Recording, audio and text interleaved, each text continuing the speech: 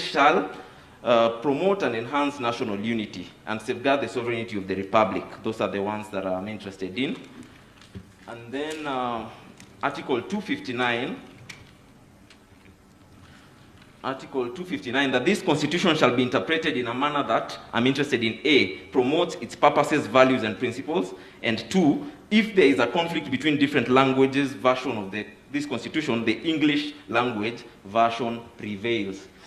And then I think that is about it. And then the 6th schedule of, section 7 of the 6th schedule, which talks of all law enforced immediately before the effective date continues in force and shall be construed with the alterations, adaptations, qualifications, and exceptions necessary to bring it into conformity with this constitution.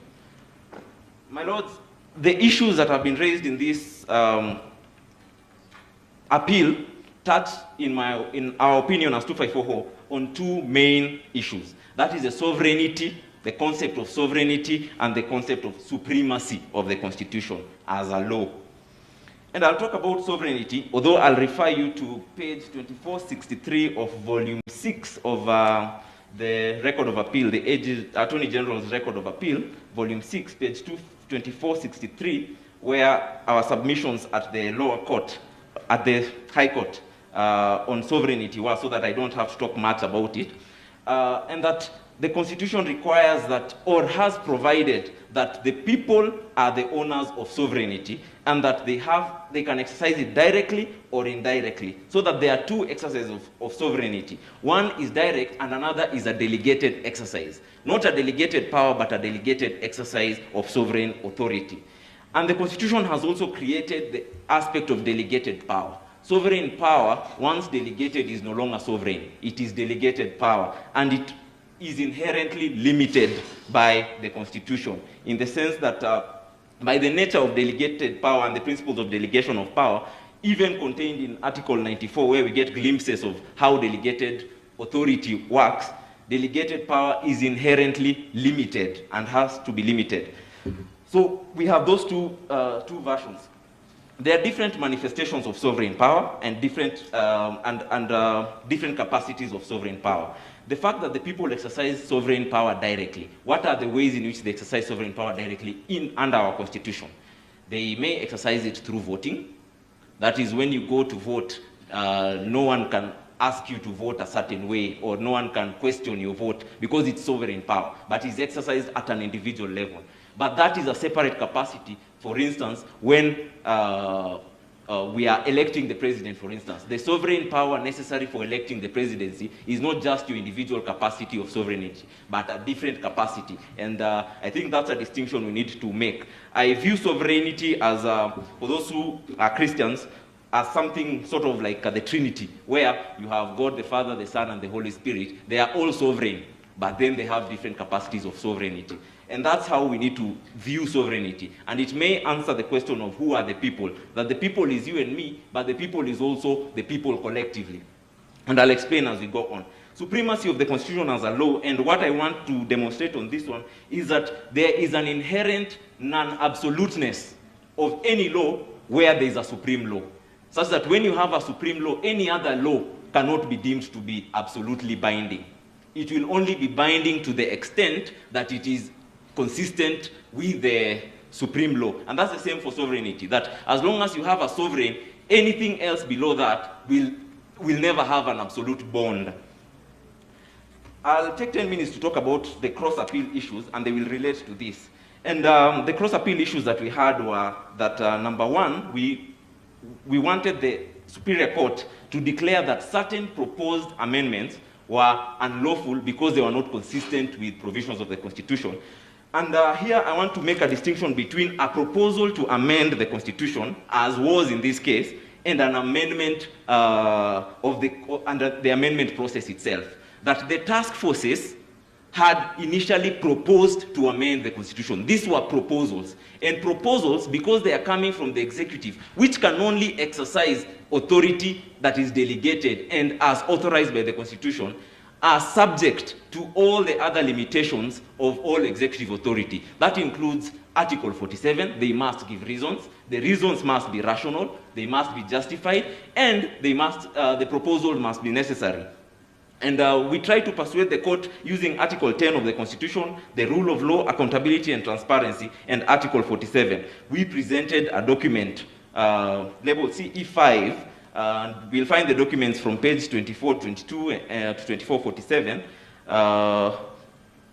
together with an affidavit, where we were able to break down all the individual amendments and show the ones that were irrational or that seemed irrational to us, the ones that were unjustified, and the ones that were not necessitated. Rationality being that if you're solving a problem, the solution has to be consistent with the problem. It has to relate rationally to the problem you're trying to solve. A necessitated amendment is one where you have actually either there was no other way to solve this amendment, to solve the problem, and that is why you opted for a constitutional amendment, to propose a constitutional amendment. And a justified amendment is one which there are reasons stated for that amendment, that either the people asked for it or that there was a problem you are trying to solve. But you cannot come from nowhere and arbitrarily give us a proposal and claim that it cannot be questioned.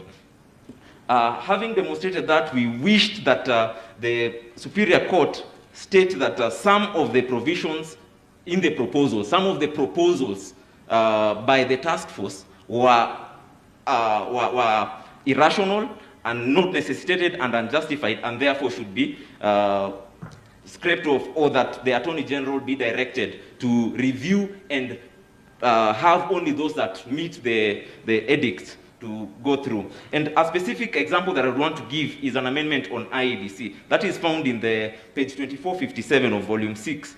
And it talks about the restructuring of IEBC in the proposed amendments. And it doesn't give reasons anywhere why they were restructuring IEBC, or rather, whatever they were proposing to do was to reconstitute, not to restructure. They said the reason is they want to restructure, but they started reconstituting. And the manner in which they were doing it is that they were recommending a vetting process for the IEBC commissioners as they are. They never showed any minute that citizens asked that these commissioners be vetted. They never demonstrated that there was a necessity for that, and that the already provided provision in the Constitution had been attempted and failed. And thirdly, therefore it was not justified. It was not justified.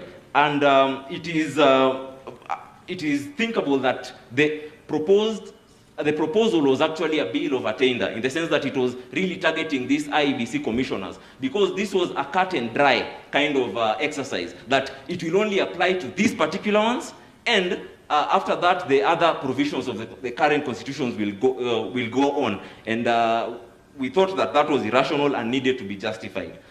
We finally were asking for the use of public funds to be on a popular initiative. That is, once a popular initiative is begun, that public funds, on public resources, not funds, public resources ought not to be used. However, we have to draw a distinction between public resources and public funds, because public resources include public funds, but public resources even include the portfolio, such that you cannot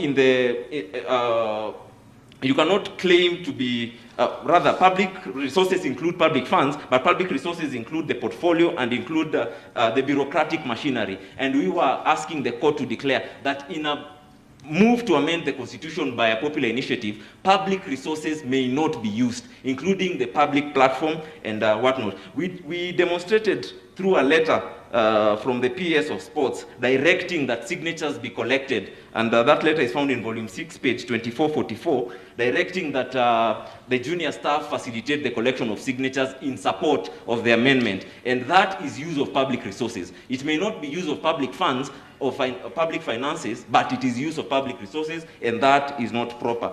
The use of public resources may proceed even beyond the point of initiating, where the amendment has reached the level of a referendum. And being a political process, it should not really benefit from that. And there are reasons why a popular initiative should not be supported by public funds. One, a constitution is there for the control of government. If we are going to allow government to use public resources to pursue an amendment, then we will end up with a constitution that has been amended, or we will defeat the difficulty in amendment that is entrenched in our constitution. It defeats that inherent difficulty, and amendment is a political process, and if we are not going to allow public resources to be used when an individual is running for office, political office, to support their campaign, then we cannot support a political process like an amendment to the Constitution with public resources, because you will be disenfranchising and using part of the resources of those who even oppose that process without authority. And then what is good for the goose is good for the gander. Next time, if this time we are going to allow the government to use public resources to support or promote a popular initiative at any stage, then what we are doing, we are implicitly allowing it to oppose a popular initiative later. And that should not be allowed, because then it will beat the very essence of why we have a popular initiative. I wish to respond to the appeals, and I think I'm quite on time. I'll start with the basic structure doctrine and the unconstitutional, which is related to the doctrine of unconstitutional constitutional amendment. And I will simply define it majorly to the members of the public and members of our organization who are probably listening. That the basic structure doctrine is a judicial doctrine, which means it's a law. It's a judicial doctrine which grants review powers to a court, that judicial review power over the substance of an amendment on the basis that the amending authority has exceeded their power to amend by changing a fundamental part of the Constitution where such a change amounts to replacing the Constitution. It is considered, yes. Can you please tell us where that definition is from? That is my understanding of the basic structure doctrine. And that's why I said I'll simplify it from what I have my reading and understanding of the basic structure doctrine. That a constitutional amendment happens and it is procedural. However, the court is able to review the substance of the amendment on the basis that the amending authority lacks the capacity to amend, to cause such an amendment, because it is so fundamental it amounts to replacing the Constitution.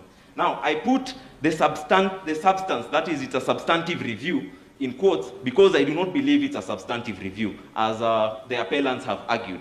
Because once there is a procedure to amend, the procedure sort of precludes that the amending authority has capacity. There can be no proper procedure if there is no competence. So competence is actually part of the procedure. And the only reason the court is looking at the substance is to ascertain that the person who amended is competent. It is not looking to review or substitute its opinion with the substance of the amendment. It is really a procedural. Therefore, the question that it's not judiciable because it's a substantive review of an amendment, which is sort of a limitation of sovereign authority, I don't think that should be the case. What are the elements of this basic structure doctrine? One, it's judicial review power over, in quote unquote, the substance, and that the amending authority must be incapable of such an amendment, because they're not the ones who exercise constituent power, that is, the constitution-making power. And usually, there is no explicit limitation on the powers of the the purported amending authority. Normally, the amending authority is incapable of such amendments because it's either, now in the context of our Constitution, it would either be exercising delegated authority, purely delegated authority, or it would be exercising the indirect exercise of delegated power, that is by dint of the preamble. Because the preamble, as I read, the preamble tells us that it is the people who have the sovereign and inalienable right to determine the form of governance of our country, and having participated fully in the making of this Constitution. Then what it means is that this particular authority, either it is not sovereign or it does not meet whatever the preamble tells us about the quality of the people when they are making the Constitution. That is, they are sovereign, they are exercising their inalienable right, and have participated fully. Is the basic structure doctrine good law? We would look at it in form of the text and the application. And in form of the text, we would be asking ourselves, does it conform to the principles of our Constitution? One, it seems on the on the face of it, to be a limitation on amendment power, or to be a limitation on power that has been delegated, that is constituted power. And that is really the basis of constitutionalism. And therefore, from that view, it looks to be good law, because it is really promoting constitutionalism and whatnot. On the applicability of that law, or on the application of that law, we look at how it was applied in India and contrast it with how it was applied in the Ringera case that I think has been mentioned over and over during this appeal. In India, there is no express limitation to amendment power of Parliament. There is no express limitation. And what the court did in Kesavananda and Minerva, and I think mainly Kesavananda and Minerva Mills, is that the court construed that itself it has the power to limit, and this is from the fact that there is a higher power and Parliament is not that higher power, therefore it cannot destroy the Constitution.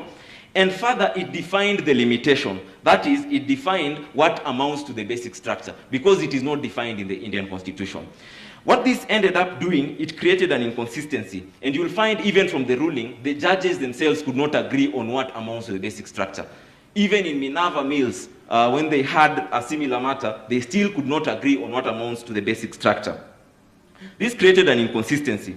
The second thing is that it made the Supreme Court have unlimited power, because there was no standard of determining what is the basic structure. So a Supreme Court sitting today could decide this is the basic structure, and another one tomorrow could decide this is the basic structure. While the transfer, it looked like a limitation on parliamentary power to amend, but then it was actually transferring the exercise of sovereignty from Parliament to the judiciary, because now the judiciary would be the one to determine what can constitute the basic structure and therefore is amendable, and what cannot, and when, because if another court sits 10 years later, it would probably arrive at a different conclusion. And this is bad, because it boils down the whole question of constitutional change to the opinion of a group of judges without a standard. And two, it is subjective and impermanent. And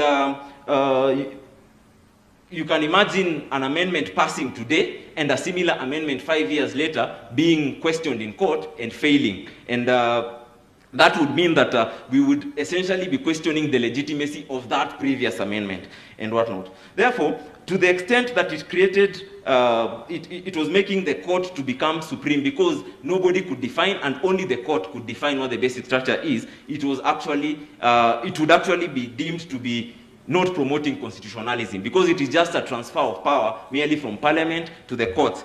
The other thing is that the court said those parts are unamendable, absolutely. Why? Because the Indian Constitution did not provide for, at least expressly, for the direct exercise of the constituent power by the people, and therefore it practically made those unamendable. And to that extent, it extinguished the concept of sovereignty and transferred it to the court, because it was now the court that would determine. In Kenya, on the other hand, Justice Ringera solved these two problems.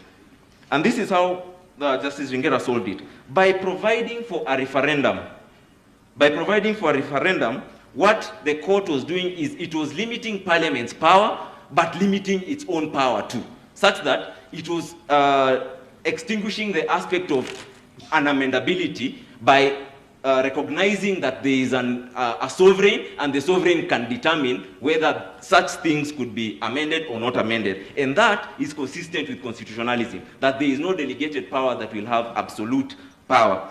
The second thing is that where, in the theory of delegation of authority, where the delegate finds that they are unable, or that they are unable to perform the task that has been delegated to them, the proper way to go about it is to refer it back to the delegator. And that is what the Ringera judgment was doing. At the time, we did not have a provision for the direct exercise of amendment power. And that meant that any exercise of sovereignty could be considered to be an exercise of constituent power. And I think that is why the referendum was the first thing, because at the time, the only exercise of sovereignty that seemed directly related to the Constitution was the power of the people to vote. And I place myself in the position of Justice Ringera and the team, and by referring the issue to a referendum, it was the only exercise of sovereignty that was construable at the time. Therefore, the judicial review power was actually limited because now it was subject to a sovereign, although the judicial power could still determine what is a basic structure. But that power was limited because still an amendment can be done. And two, the sovereignty of the people was upheld and was not usurped. And this was because the people had not provided for a guide of how they will directly exercise their sovereignty within the Constitution, at least their constituent power within the Constitution. Now,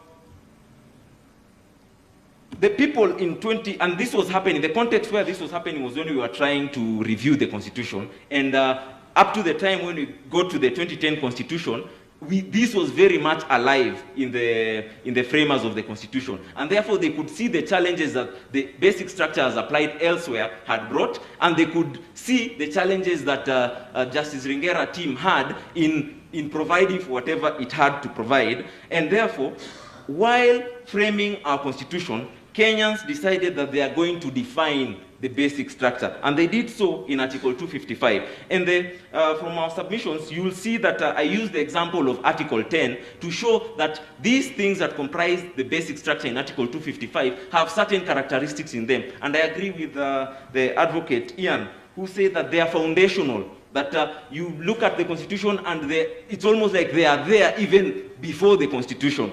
Secondly, they are cross-cutting. You look at the Constitution, you'll find them in Chapter 1, Chapter 2, Chapter 3, Chapter 6, Chapter 11.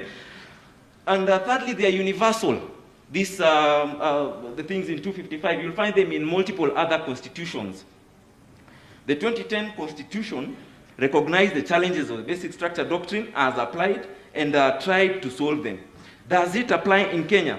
Being a law that existed prior to the 2010 Constitution, Section 7 of the 6th schedule tells us how a prior law can be considered as applicable in the country. And it tells us that it is applicable as long as it is construed in the manner that makes it consistent and conform to our Constitution. And so it is applicable with certain modifications. One, we have defined our basic structure in the Constitution. Therefore, judicial power does not have any authority to start redefining it because we have expressly stated it there. Number two, there is the existence of a substantive limitation to parliamentary power.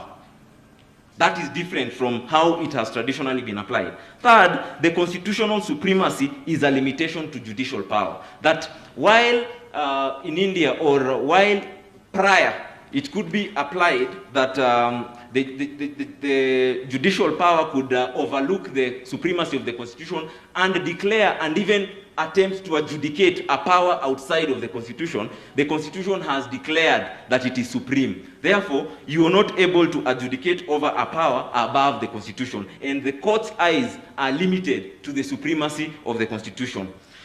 The people have declared their sovereignty, and they have provided for their direct exercise of this sovereignty in the Constitution. That, therefore, extinguishes the whole concept of unamendability or absolute unamendability, eternity clauses, because the people have provided. We own the sovereignty and we can exercise it directly. So the question that then comes up is the referendum the full manifestation of the people's sovereignty? And we'll compare this to the Ringera case. As I said, Justice Ringera and the team had no express guide to what constituted the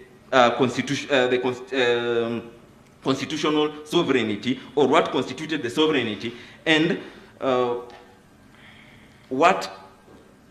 and any court that is established under a constitutional framework such as ours cannot really adjudicate on a power that is above the sovereignty, above the supremacy of the Constitution. If the Constitution tells you that this is the law that is supreme, then you cannot adjudicate over a law that is superior to that and still remain a court under that Constitution. That you may only recognize that there is a power above the Constitution, but then you may not adjudicate over how much of that power is adequate and what not. And that's what I was trying to say. And so even a referendum then would constitute a manifestation of sovereignty. And as I said, there are different levels of sovereignty. There is a greater sovereign and a lesser sovereign based on the capacity. So a referendum was a sovereign and could not be questioned at the time. And so that is what we did. Post-2010, the people have defined in the preamble the kind of sovereignty that is enough, if I should call it that, to make a constitution. And this sovereignty is in exercising our sovereign and inalienable right to determine and so on and so forth, and having participated fully in the making of the constitution. Therefore, the sovereignty required to make a constitution, which is making a constitution here is changing the constitution in such a way that you're remaking it, is a sovereignty that has the most robust participation of the people. And to that extent, I agree with the Superior Court. Therefore, the manifestation within the Constitution, because remember Article 1 has said that, Article 2, that the people can exercise their sovereignty directly. Under this Constitution, they can exercise it directly. Therefore, we will look for the direct exercise of sovereignty within the Constitution that gives us the most robust manifestation of participation, full participation of the people. And that will be the primary constituent power for us, because we can't look outside of the Constitution. There is an absurdity with conflating a referendum with the primary constituent power, as the appellants would want us to believe. And this is it. A referendum is essentially a general election, only that it's an issue-based general election, because it's everybody participating, and there are a bit of minimum criteria required, but for all practical purposes, it's like the election of the president. So if we are saying that a referendum, merely a referendum, is what gives legitimacy to a constitution, what that tells us is that in a case like our constitution, which in the referendum garnered 66%, and in the last election, the president, I think, got 98%. Then it would mean the president has more legitimacy than that amendment or the constitution itself. That cannot be it. Therefore, while the sovereignty involved in election of a president seems similar in that one of a referendum, the exercise of sovereignty that gives us the constitution is a greater sovereignty, if I should say that. Is a greater one. And it's the other part of full participation that grants it that extra legitimacy. There is a downside to democracy, and I think I've attached in my bundle of authorities on page 75, there is a book titled Theories of Democracy by Cunningham, I forget the other name, and he talks about the inherent weaknesses of democracy. That is, democracy can be irrational. Democracy can actually be, it can hide a tyrannical rule by the majority. It can hide various other problems. And think, maybe just list them for the record. On page 75 of the bundle of authorities, that democracy can lead to an ineffective government, and he describes how it can. It can lead to a tyranny of the majority. It can lead to the massification of culture and morals. It can lead to conflict. It can lead to demagogy and the empty space of democracy. And the LSK chair talked about the rise of Adolf Hitler. It can mask oppressive rule. And so, and it can be irrational because people act on the spur of the moment. And those are inherent weaknesses of democracy that led us to actually found the idea of written constitutionalism. It was to check those inherent weaknesses of democracy. Of course, even the constitution cannot really itself limit democracy per se, but then democracy on realizing, or the people on realizing these inherent weaknesses of democracy, decided to pre-commit and guide their exercise of sovereignty. Not limit, but guide it for purposes of order and efficiency. And therefore, we cannot relegate a question like a constitutional question to be decided on a referendum, one referendum that is subject to all these weaknesses. There is an error in an constitutional constituent power as advanced by the High Court. There are several errors that will make it inconsistent with our constitution. As I said, Article 1 provides that there is the direct exercise of sovereign power by the people, and this constitution has provided for it. Therefore, to construe an extra-constitutional exercise, what you'll be doing, you'll be disregarding Article 1. Number 2, Article 2 talks of the supremacy of the Constitution, but it also says that any claim to authority under this Constitution or any exercise of state authority must be authorized. Article 3, in defense of the Constitution, outlaws the establishment of any government outside of this Constitution, except as authorized under this Constitution. Therefore, to claim that we can set up a constitutional, sort of like an extra-constitutional framework to form another government would be unlawful in its very nature. Therefore, we can't do that under this Constitution. We cannot do that. No government entity, because the four-step process that the Superior Court suggested, civic education, public participation, constituent assembly, debates, and finally a referendum, would be organized in some way. They have to be organized. Who is this that will be organizing it? Is it Wanjiku? It has to be state machinery the way the 2010 Constitution was organized. And if it is state machinery, on what authority will they be doing that? What authority will they be using our taxes to organize that? What will have authorized that? Therefore, no government entity which exercises delegated authority under this Constitution can act except as authorized. So who will be doing this?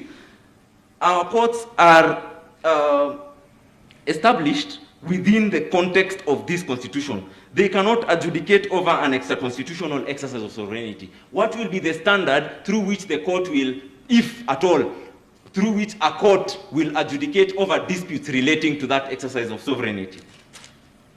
The primary constituent power, therefore, has to be construed within the Constitution as it is, and in our view, it is contained in the popular initiative to amend. How? Here, all the state activity that happens within a popular initiative is tightly regulated. County assemblies can't change the document. Parliament cannot, in fact, Parliament cannot even veto it. And the IEBC is bound in how it will conduct and is limited anyway. Therefore, all their actions are subject to judicial review and they are bound by the Constitution.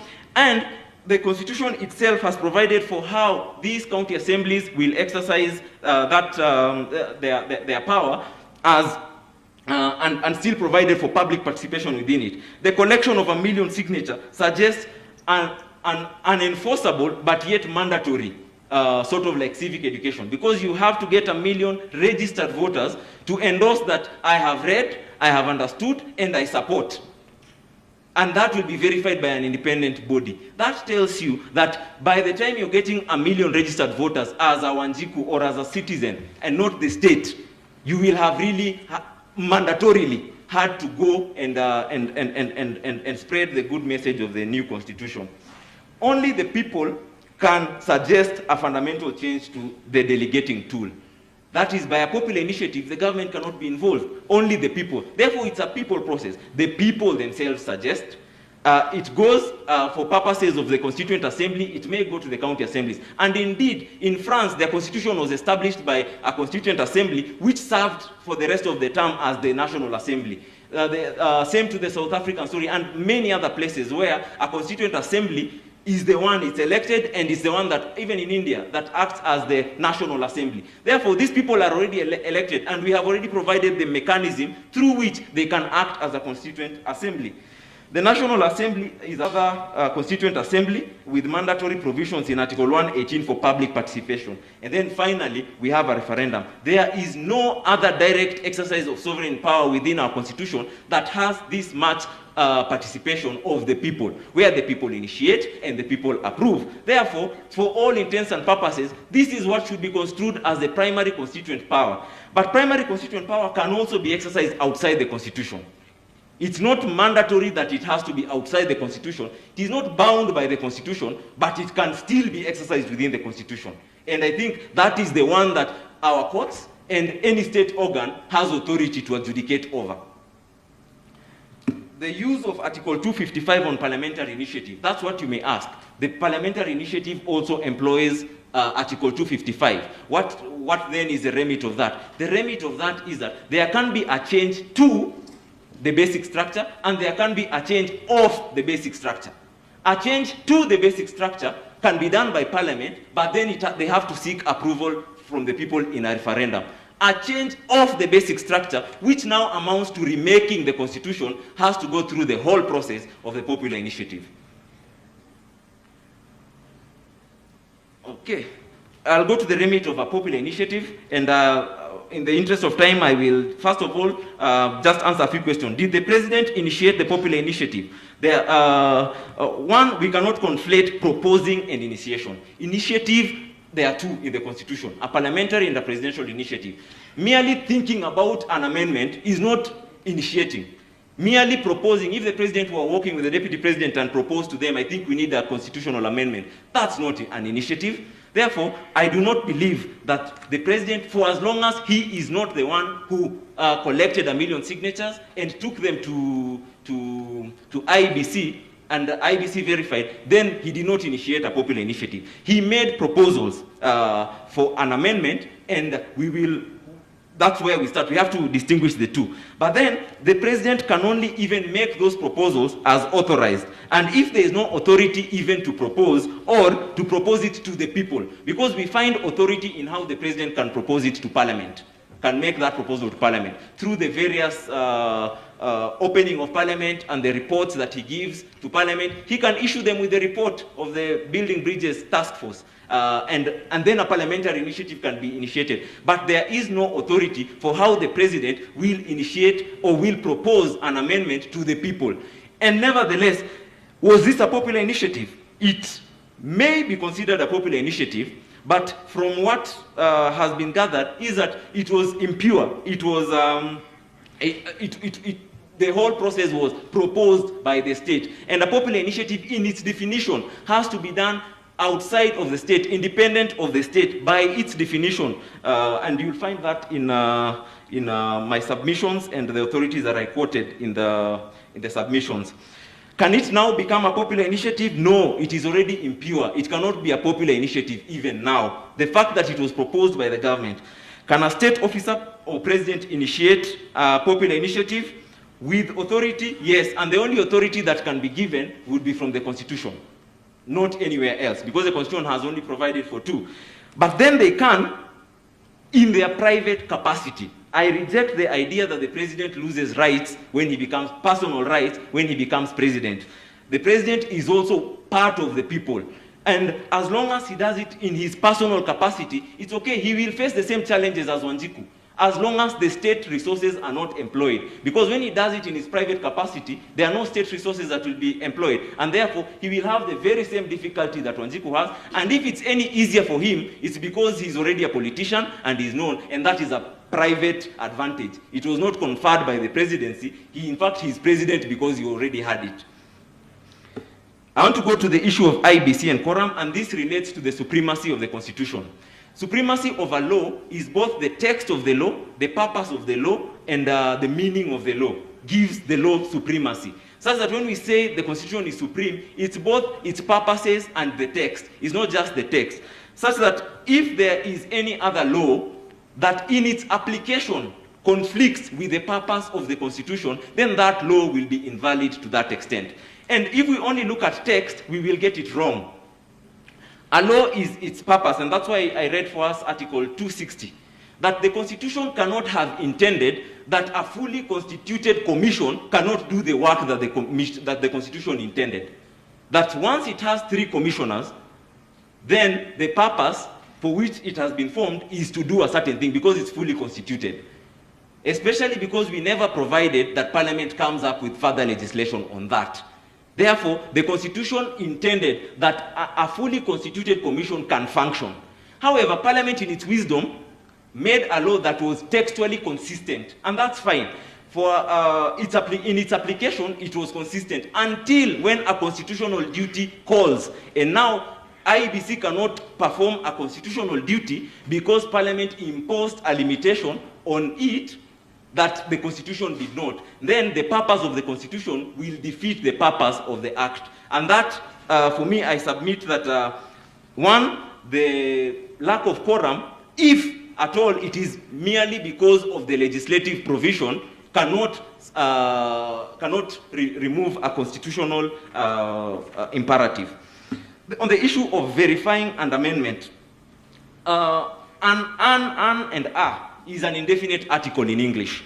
An indefinite article meaning that it does not define.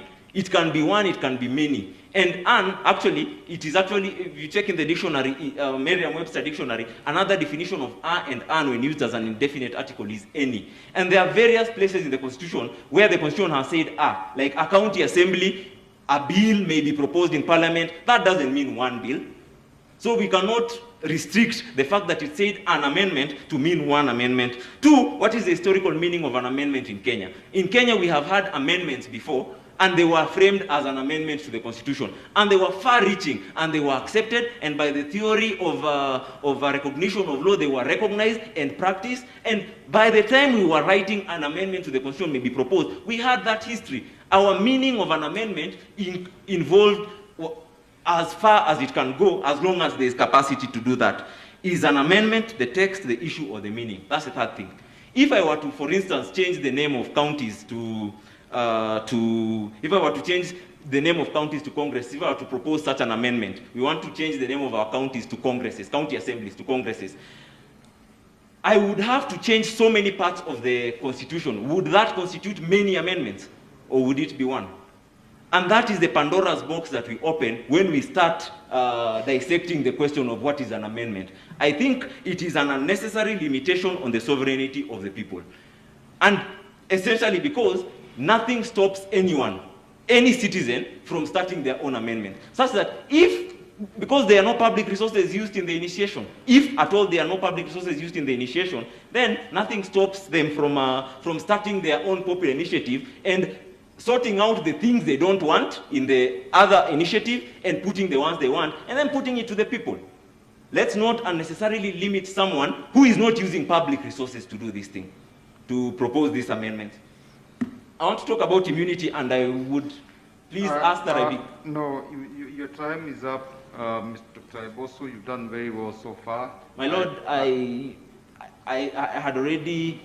I'll take 5 minutes. It's so important that I talk about this, my Lord. No, I will request that you take a maximum of 2 minutes, precisely okay. 2. There are instances in the Constitution where immunity is mentioned. One is the immunity of judges, commissioners, and that is Article 160, 259, 143, and Article 2. And there are only 2 instances where the immunity is immunity from proceedings. And that is Article 2 and the immunity of the president.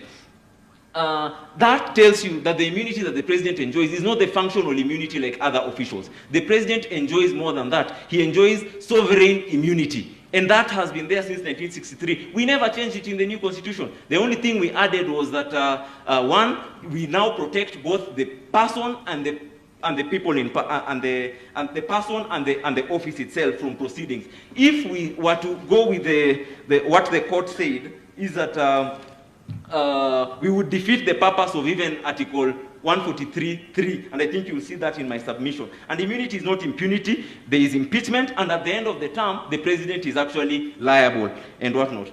On the issue of Chapter 6, Chapter 6 is very important because it is not a question of law. You can violate the law and still be an ethical person. And still on immunity, the president has power to interpret the Constitution. Anyone who applies the Constitution has to interpret it. So by saying that by the president violating the Constitution, he therefore loses immunity, it is to say that when the president exercises his function of interpreting the Constitution and interprets wrongly, he loses immunity. I think that is not right. The president wears 2 vests, one inside for functional immunity, and the other one is outside, a cloak of sovereign immunity. And when he is president and performing the functions of president, he has a sovereign immunity. When he leaves that office, he may retain the functional immunity, which now is not immune to proceedings, and proceedings may go. I hope that answers Councillor Dudley's question, that the immunity the president has right now is immunity from proceedings. After that, he's immune from only liability, and that's different. Chapter 6 is a question of ethics, and we have established... Dr. My Boso, Lord, I had 5 seconds. Also, your time is up. The last thing I want you to just tell Kenyans is, and you've done very well, by the way, thank you. You represent 254 Hope. Who is 254 Hope? Oh, 254 Hope is an organization not registered, but it's an organization of young people, young professionals, doctors, lawyers, architects, and we have a few engineers and a few teachers. And what we are concerned with is we want to advance good governance in the country. We feel that the direction the country has been taking is wrong, and essentially what is going to happen is we'll be the ones who pay the price later on. So we decided to start organizing ourselves and hoping that we'll be able to change the country and put it in the right direction. Okay, thank you very much. Thank you very much. Thank you very much. Well. Thank you. Take your seat.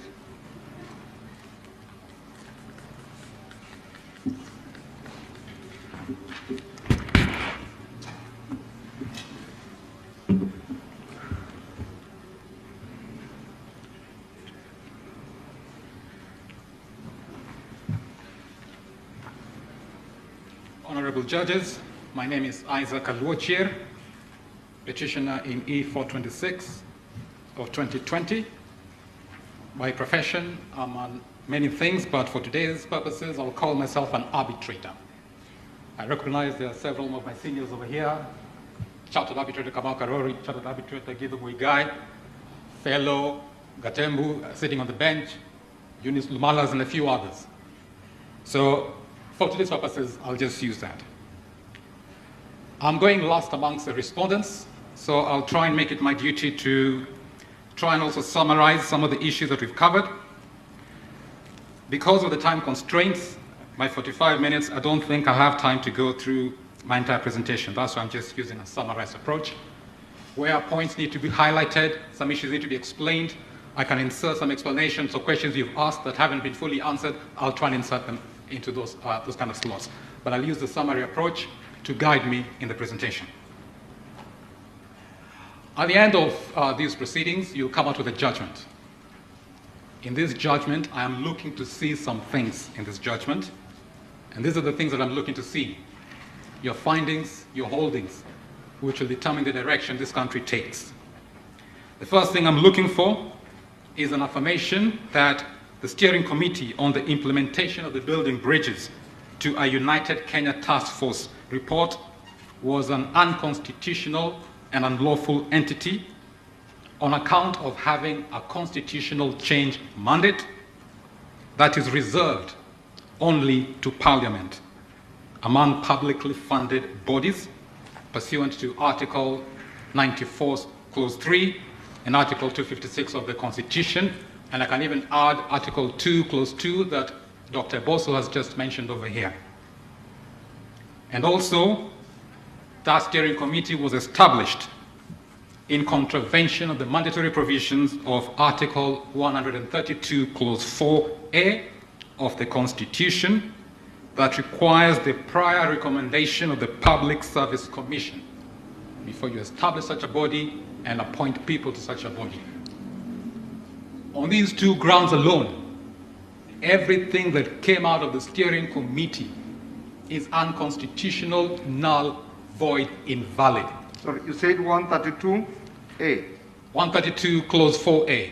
Okay. That requires the President to obtain the recommendation of the Public Service Commission before he can establish a public body and appoint people to it. He did not do that. That was unconstitutional. And therefore, everything pursuant to Article 2, Clause 4 that he did is null, void, invalid. Everything the BBI Steering Committee did is null, void, and invalid. The report they produced, including Annex B, which included the Constitution of Kenya Amendment Bill 2020, is null and void. And that is almost word for word the very same bill that was presented for 1 million or 4 million signatures. The version that was printed by the government printer, dated 25th of November, is just a slightly edited version of the one that was contained in the report released by the BBI Steering Committee in October 2020 with the date of 30th June 2020. And you cannot tell me Dennis Waweru and Junet Mohammed authored the BBI bill when we can read what the Steering Committee in its report to the President gave, and you compare the two versions, the 30th June version and the 25th of November version, and almost word for word. If we are academicians over here, like Professor Gideon Muigai, try and do that when preparing your doctoral thesis. You'll be shot down for plagiarism. If anything, it was a criminal offense, it's exactly what would happen. So what we're being told is that some plagiarists in the name of Dennis Oweru and Junet Mohammed are the ones who are the authors of this bill. No deal. This thing was produced by the BBI Steering Committee because the president used an unconstitutional method to set it up. The whole process was unconstitutional from its establishment, and everything that came out of that entire process is null, void, and invalid.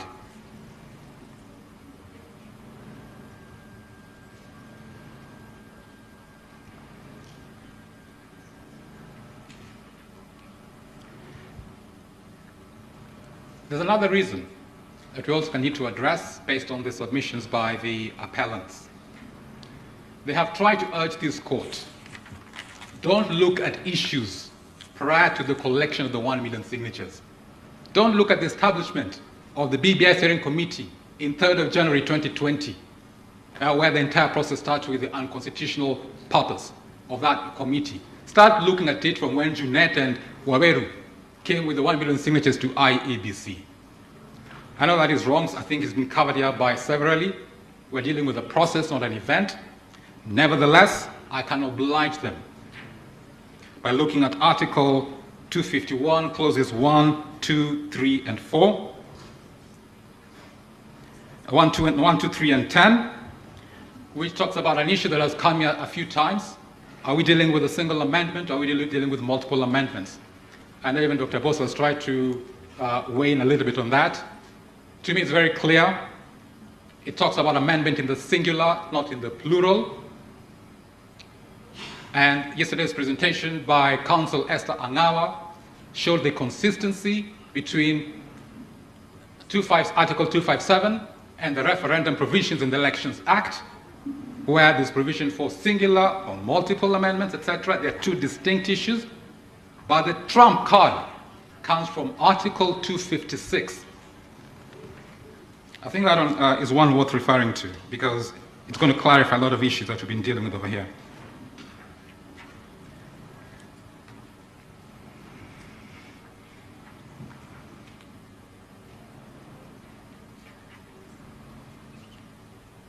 Article 256, Clause 1 reads, a bill to amend this constitution may be introduced in either House of Parliament, then B, may not address any other matter. That is singular.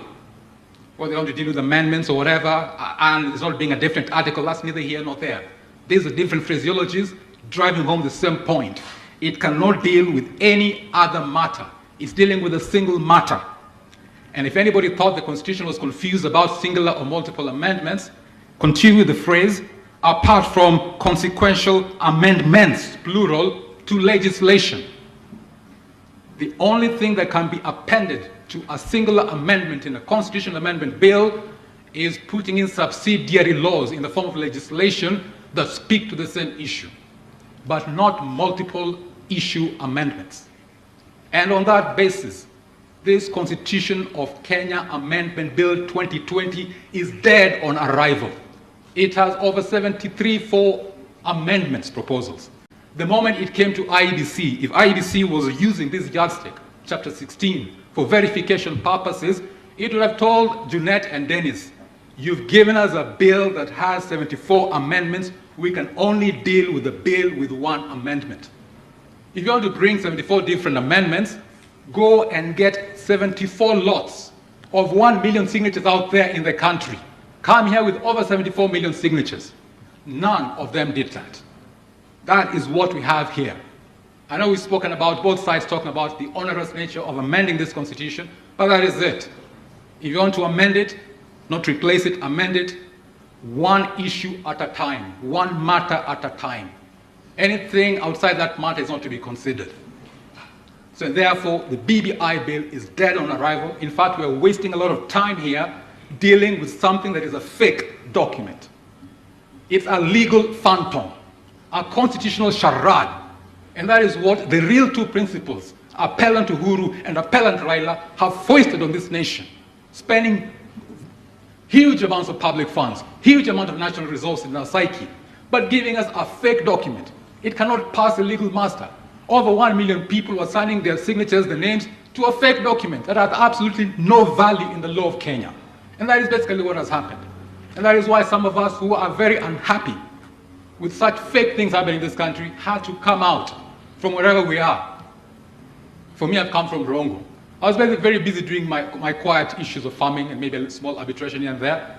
But when you see the country's foundational law being mutilated the way it was being mutilated, people trying to replace and overhaul the Constitution, we have to come out and defend according to Article 3.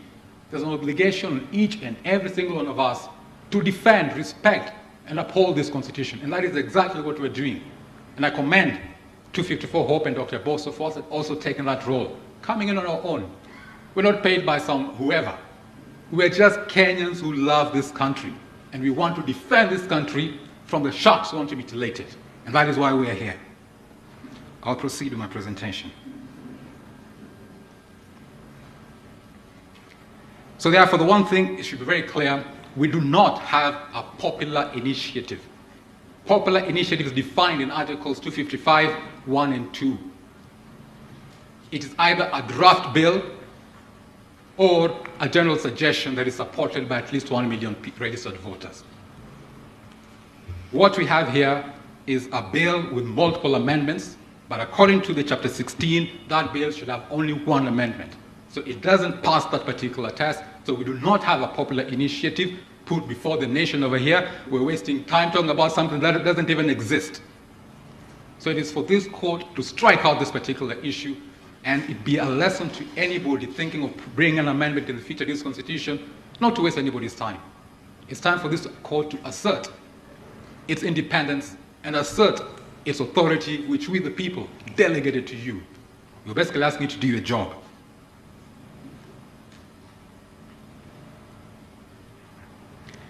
Now, there are issues, disputes whether it was Junet, Mohammed, and Dennis Waweru who are the real promoters.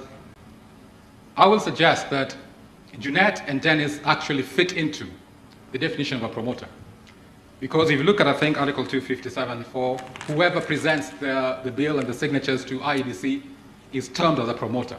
And therefore, by that definition, Junet and Dennis, since they're the ones who presented the bill, they are promoters. But if you also look at Article 2, Clause 3 of that article, whoever formulates the general suggestion into a draft bill is also a promoter. And the person who formulated, or the people who formulated the draft bill by the government printed by the government printer Nairobi, they didn't even tell us who's building Bridges Initiative. We don't know whether it's Junet, we don't know whether it's BBI Steering Committee, we don't know whether it's Appellant Uhuru or Appellant Raila, we don't know. It is not defined, but it doesn't really matter. Promoters is plural. And therefore, when you make a finding, since the appellants are trying to bring this issue, we're dealing with a body that died in 30th of June 2020, despite the fact it was alive, giving letters to the president on 16th of October 2020, being present in person in the ceremonies and everything else, I would suggest that maybe the particular finding and declaration of the court can be altered to something like, a declaration is hereby made that the entire unconstitutional constitutional change process promoted by the steering committee on the implementation of the Building Bridges to United Kenya Task Force report, by the Building Bridges Initiative, and by the Building Bridges to United Kenya National Secretariat is unconstitutional, null, and void. In other words, yes, we can change a little bit factual issues to incorporate the additional promoters, but it will not change the effect. The whole bill is still a nullity. It's invalid, and there's effectively no change to the orders of the Superior Court. Now that is a general point which I wanted to deal with, because that is basically why we're here. There's this bill, we're being told, give the people the sovereign authority, let them decide on this thing. But the people cannot decide on a fake document.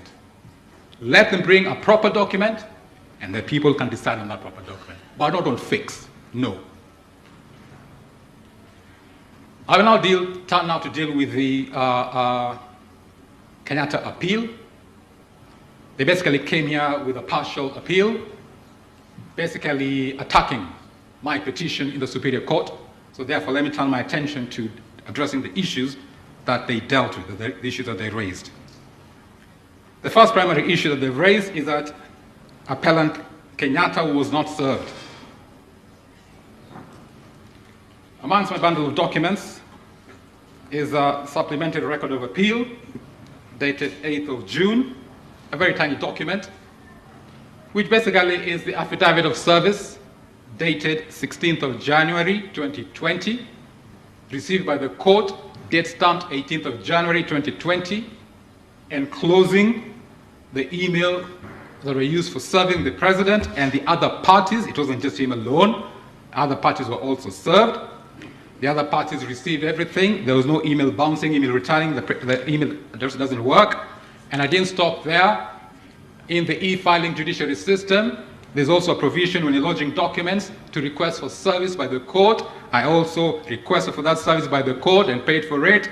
And after some days, because of the time the petition was filed was 21st of December, before the end of the year, they hadn't effected service, but once they came back in the new year, they effected service, and they recorded it served, including the appellant Kenyatta and other parties who were also served. So there was two forms of service, one by myself by email, one by the court. So when the president's team comes here and says that he was not served and they submit on the law, fine, their submissions on the law are correct. So just a minute, can you see that, clerk? It's a very tiny one. Can you see that? No, you have a, you have it there. You got a copy. If you don't, you can have mine for now. It's a very tiny document, very thin, just one. All right, thank you. Yes. Please proceed, but we'll give it back to you. No problem. So that's basically just to prove all of their case based on non-service is all null and void. But this issue of service now raises an issue, because appellant Uhuru is known to be one, when he has an opportunity of evading service, he does evade service. There is a case that is cited in my list of authorities, and President Musinga and Justice Gatemba, I know you dealt with it, which was the issue Kenya Human Rights and another versus AG and 6 others, 2019 case, EKLR, which also involved, I don't know, the International Center for Policy and Conflict. The case came from the High Court just before the elections of 2013. And at that time, basically, they were trying to serve parties, including Uhuru and Ruto, and they were having a difficult time until they managed to get a very resourceful process server, who eventually were in a political rally somewhere in Machakos or thereabouts. As they were coming from the podium before they got into the vehicles, he had a cameraman ready with him, video camera, photographic camera, and they served them. Now, that showed how extremely difficult it was to serve appellant Uhuru at the time. But they succeeded, and the case went ahead and eventually reached your level at the Court of Appeal. Again, in the media the other day, while the president was touring, he was in the company of one senior counsel, Senator Orengo, and he was saying, watanipata wapi wanipatie makaratasi zao za kotini, watanipata wapi? Of course, if you go and barricade yourself in State House, an ordinary Kenyan like myself, I cannot penetrate, the security is going to stop me. And this is basically what happened. Again, Senator Orengo was involved in that particular case, whereby he was, I believe he was representing retired President Mwai Kibaki, and they were suing in a presidential election petition former President Moi. And of course, Kibaki could not serve Moi. Moi was barricaded in State House. And that was, when he came to the court, things didn't work out, and it was dismissed on technicality for failure of service. I know a former president of this court had a very hard time trying to explain how he arrived at that particular decision he made when he was trying to be interviewed for the Supreme Court Chief of Justice. In other words, what I'm saying, we have enough examples of things not having been done right in the past. It is time to do things right. We are coming from the days of darkness. As Senior Counsel Hamin told us in the morning, the history of this country is terrible. Maybe some of the young ones don't remember, but we're coming from a terrible history. These are some of the things that are happening those bad days. Appellant Uhuru is trying to turn us back to those dark days we came from. We chose for ourselves the Constitution 2010. And in the Constitution 2010, when it comes to service, we have Article 87 Clause 3, which deals with service of presidential election petitions and other petitions, which provides for both direct service and indirect service.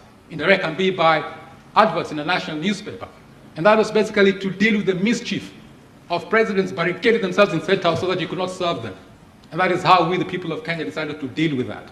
And bringing in Article 259, on purposive interpretation of this Constitution, when you place an advert in a newspaper, there is no guarantee the person who is being served via the newspaper will actually have read that particular advert. If they don't buy that newspaper, they won't read it. The only thing is that the information is made available to them. They can, if they buy the newspaper, they can read it, somebody might see it and inform them. But the issue in our constitution is to make available information on a court process available to the person who is a party to court, that they may have the opportunity of answering to that particular scenario. So once you've been informed indirectly, say by a newspaper, even if you don't see the ad, and maybe your cousin somewhere half around the country sees it and calls you, what is happening? I'm seeing your name in the newspaper. Once you have that information, you go to court and deal with the matter. And this is basically what we decided in 2010 to deal with the mischief of parties who were basically playing hardball when it comes to service and then trying to rely on the technicality. I wasn't served, the rules of natural justice were not followed, I wasn't given a fair hearing, I'm not being treated equally, the court is unfair to me, all sorts of stories. The Superior Court was not unfair to appellant Kenyatta. The Superior Court had that particular affidavit on file. They knew this person was served twice, one by the court and one by the petitioner. So they were satisfied, we can proceed ahead. Even when they asked the AG, are you here representing Uhuru? And the counsel for the AG would say, no, we are here as AG because we're a party in this particular petition. Even though they went to argue the case, I didn't make any noise because I wanted his voice, whether directly or indirectly, to be heard. I didn't want to shut him out. I know when I had another issue with appellant Uhuru, petition 360 of 2013, this time he was served via Harambee House, office via Harambee House. Surprise, surprise, when he comes to the court in the High Court, he doesn't send his advocates. The advocates who came were AG Githum Muigai's people. Those are the ones who came to represent him on that particular day. AG was not a party, but they came. I mean, all sorts of arguments such as even Clarence is talking about over here. Oh, the president is sovereign. There's no difference between the president and the presidency is one and the same. All sorts of stories. Fortunately, Honorable Justice Lenaola saw through the argument and basically shut them out from that particular. They were not parties to the case. They didn't even have a notice of appointment from anybody. They were not complying with the Article 56 provisions of the Constitution concerning their mandate in the Constitution, and they were kicked out of that particular case. After they were kicked out of that particular case, Appellant Uhuru appointed now Solicitor General Kennedy Ogeto, then in private practice as his lawyer, and then we proceeded with the matter in that particular fashion. So Appellant Uhuru knows these things. It's not that he doesn't know. He knows these things. It's just that he plays hardball. That is basically what he's doing. So I'm not surprised that he's behaving the same way in this particular matter. That is which matter, and is it petition? Now, I just made a reference to it, I think probably in my, maybe in my documentation, because, no, in the lower court, not in this one, not in my submissions here. But petition 360, Isaac Aluoch Polo Aluochir versus Uhuru Muigai Kenyatta and William Samoei Ruto, 2014 EKLR. That is a different matter, not this one. Not this matter. Okay. I'm giving example. This is, okay. I mean, we've dealt with one another before. I mean, in court, we've met in court before. So I'm just telling you, I'm not surprised that he's behaving this way in this matter because that's his nature.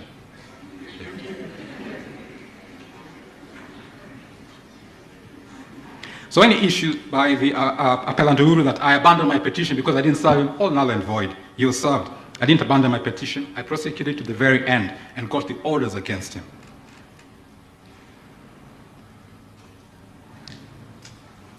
Now the issue also arises, was appellant Uhuru acting in his personal capacity or in his official capacity when he established the BBI steering committee?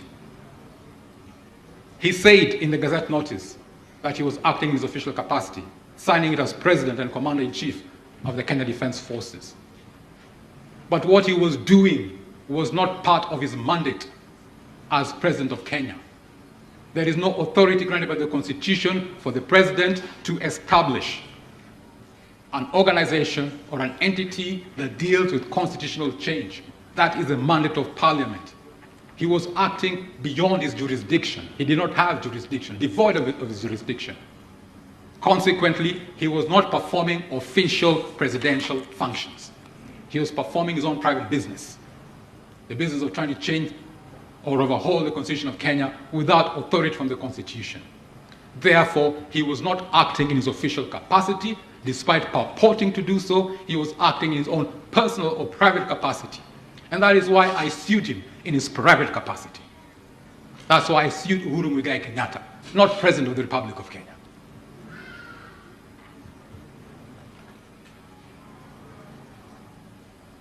Consequently, because he purported to act as President of the Republic of Kenya, using the authority of the state of office of President of the Republic of Kenya, contravening Article 2.2 that prevents anybody from exercising state authority unless you have authority under the Constitution.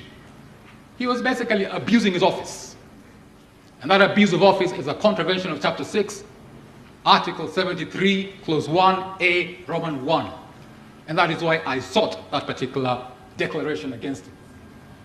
And it is not the first time that these courts have found declarations of contraventions of Chapter 6 against Appellant Uhuru. The very first time it happened was in 2012. Those days used to be chairman of KANU. 4 KANU members got tired of KANU's inactivity. So they took him to court in Mombasa. I believe that is Mombasa Constitutional Petition number 17 of 2010, 2 months after the promulgation of the Constitution. Eventually, a decision came around October 2012, and Uhuru was found to have contravened Chapter 6, specifically Article 77, Clause 2, being an appointed state officer and holding office in a political party. He refused to resign his office in KANU, and he remained the Deputy Prime Minister, Minister for Finance. Those are appointive offices, and therefore he contravened Chapter 6. And there is a Chapter 6 contravention, holding against Uhuru, Appellant Uhuru even today. This issue was even raised to IEBC before the 2013 general election. IEBC just ignored them. Maybe they fear dealing with Appellant Uhuru or whatever. And so Appellant Uhuru is now president, though if the law had been followed, Uhuru would never have been president, because that finding of Chapter 6, which he never appealed even to date, how many years down the road? 9 years down the road, he's never appealed it. It's a valid Chapter 6 finding against him. So one wonders, why is he making so much noise about a Chapter 6 finding against him, this BBI issue, when there's already an existing Chapter 6 finding against him, in that case from Mombasa, and another Chapter 6 finding against him in my case in 2016, the one that I referred to earlier on. So I'm just wondering why he's making so much noise. Maybe those ones didn't have the high profile. And this one, because BBI, everybody in the country knew something was happening, he decided, no, too many people know about it, I'll come and defend myself. But my point is, whether or not the finding of, on Chapter 6 in this particular matter is changed or not, there are still 2 existing Chapter 6 findings against him, and despite that, because he has contempt for this Katiba, he's still president, and nobody's doing anything about it. That is the state of Kenya, contempt of the Constitution by Appellant Uhuru. And this is the thing that some of us don't like. And I think something we need to get clear over here. Appellant Uhuru is not the sovereign of this country. We, the people, are the sovereigns of this country. Issues of doctrine that are on sovereign immunity, those sovereign immunity doctrines do not apply to Kenya. If sovereign immunity doctrine applied to Kenya, there would be no court. Because I, as a sovereign, you can't sue me. And you, as a sovereign, I can't sue you. Nobody could sue anybody else. The dispute resolution business would be dead. Because all of us would have sovereign immunity, because we're the sovereigns of Kenya. So don't tell us Uhuru is a sovereign of this country. No, Appellant Uhuru is not sovereign of this country. He is a subject of us as sovereigns. We're the ones paying his salary. We're the ones appointing him. We're the ones delegating our power to him. He is our employee. Maybe the most senior employee, but still our employee. And when he goes off the rails, we come here to discipline him. Therefore, when you're talking about a declaration against him, that is just to discipline him. It's a slap on the wrist. We haven't yet kicked him out of office, but at least we're disciplining him. There you've gone overboard, our employee. Employee number 1, Appellant Uhuru, you've gone overboard. And that is basically, that's what we're doing over here. So we don't want any nonsense being told he's sovereign, sovereign immunity. Outside Kenya, because of diplomatic conventions, we don't mind he can ride on sovereign immunity. But here at home, he must know that we are the sovereigns. He is a servant of ours. And he must do what we agreed to do in the Katiba. And that is basically what we're fighting for over here. And now come to these issues of immunity. There's a wonderful case which sets the law in Kenya on presidential immunity. It is most unfortunate that it hasn't been publicized. It's been around for 2 years. Honorable Justice Musinga, you were the president of that Court of Appeal bench. Honorable Justice Gatembo, you were there as another member of that bench. Honorable Lady Justice Agnes Murgol was a 3rd member of that bench. There is no higher court that has looked into this matter of presidential immunity that has come with very clear, precise, well-researched findings and determinations than that particular case of yours. Kenya Human Rights Commission and another versus the AG and 6 others. 2019 EKLR that establishes the law on presidential immunity in Kenya. It is unfortunate that at the time we're in the High Court, we want that resourceful to have informed the Superior Court of that particular authority. But now we've come here, we've kind of upped our game a bit, and now we're citing that particular authority. That is the law in Kenya. There is nothing like absolute immunity. We had absolute immunity in the retired constitution. You could not institute or maintain a cause of action in a court in Kenya against the president at the time on criminal matters, and when it came to civil matters, provided you wanted some relief, you couldn't institute any court action. We changed that specifically. In Article 43, Clause 4, you can sue the president for criminal misconduct. If he commits a crime, you can sue him, provided the matter has been covered by an international treaty to which Kenya is a signatory. In other words, he does not have absolute criminal immunity. He doesn't. If he commits a crime that falls under the category of Article 43, Clause 4, we can take him to court. Under Article 43, Clause 2, it is very clear. Functional immunity is what he has, in common with other state officers in different functions of public service. That's what he has. If he's performing a function of office, we can't sue him. And I gave the example, which I think is apt, because a lot of noise has been made in Kenya about it, concerning judges. It is his official duty to appoint judges. That's an official function of presidential office. 2 years went by, he refused to appoint them. In such a case, because it was an action or omission on an official function, you could take him nowhere. You couldn't sue him. You can't institute a civil suit against him. Take him nowhere. There, he had immunity. But when he goes beyond his jurisdiction, in setting up BBI steering committee, when he has no power to so set up a committee with a constitutional change function, he's acting beyond the protective cover of functional office. Then it's fair game. That's why I sued him. That's why I'm here. So issues of absolute immunity, that's null and void. This court established the state of law in Kenya on that issue, and I would encourage everybody who wants to enhance their knowledge of that issue to please refer to that court. Very well researched, very well argued judgment, and I commend it to everyone here.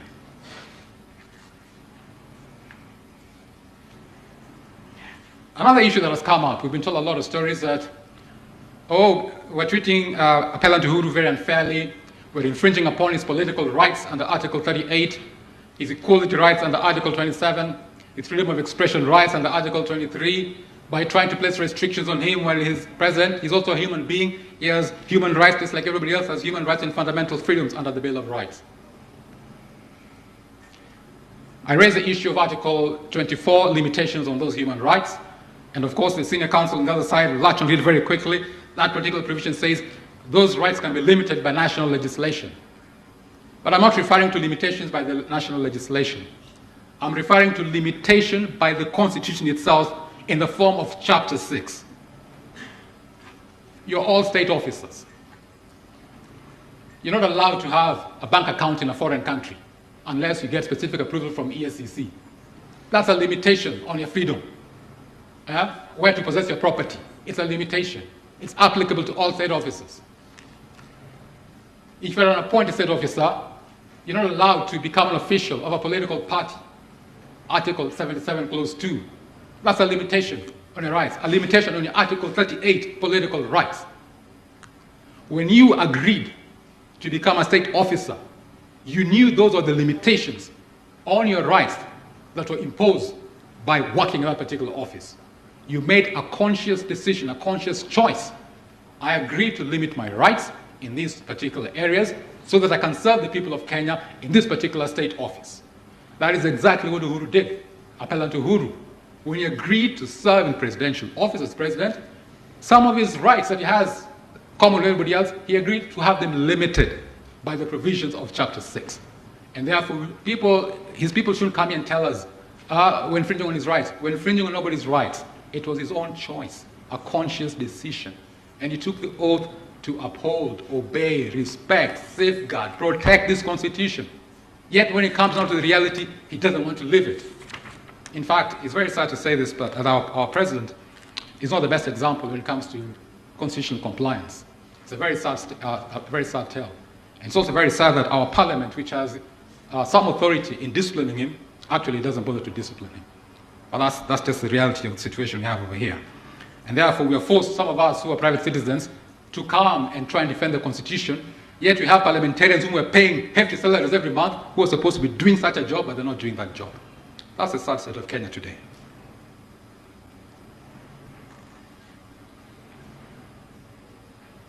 Consequently, Appellant Uhuru has basically contravened Chapter 6, not just Article 73(1)(a). In my submissions, I also show how he has contravened Article 73(2)(b) and also Article 75(1). I know I didn't seek declarations for those ones in the Superior Court. We just wanted to drive home a message. Just get one simple one to kind of discipline him a bit. Tap on the wrist, a slap on the wrist, just to bring him back to behave properly. We weren't seeking to get him kicked out. If you wanted to get him kicked out, we can go to try and persuade Parliament to impeach him and all that. But we just wanted to drive home the point. Appellant Uhuru, the president of this country, please obey the law. Stop disregarding this Katiba of ours, especially when you're the #1 citizen of this country. You took the oath to obey, respect, uphold, and defend this Constitution of Kenya, and you're not doing it. Instead, you're the one now leading the process of amending and tearing apart this Katiba of ours. It is not on. And these are some of the things that annoyed me as a Kenyan, especially in the Jamhuri Day speech last year, when he totally tore the Katiba. And I was wondering, I mean, is it right to use a national day for Jamhuri Day? A whole president tearing apart the Katiba. That is why, a few days later, I filed this particular petition. I was annoyed. He annoyed me. And that is why I'm here. Yeah, that's why I'm here.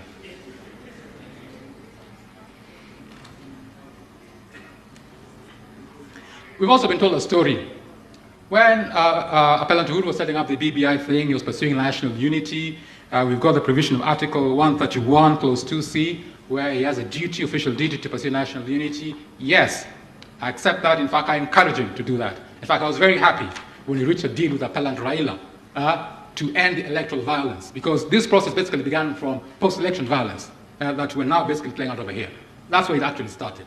And then the deal between the two of them, then comes the Gazette Notice, BBI Task Force, which doesn't have a constitutional change mandate. Again, he made a mistake there. He didn't consult the Public Service Commission.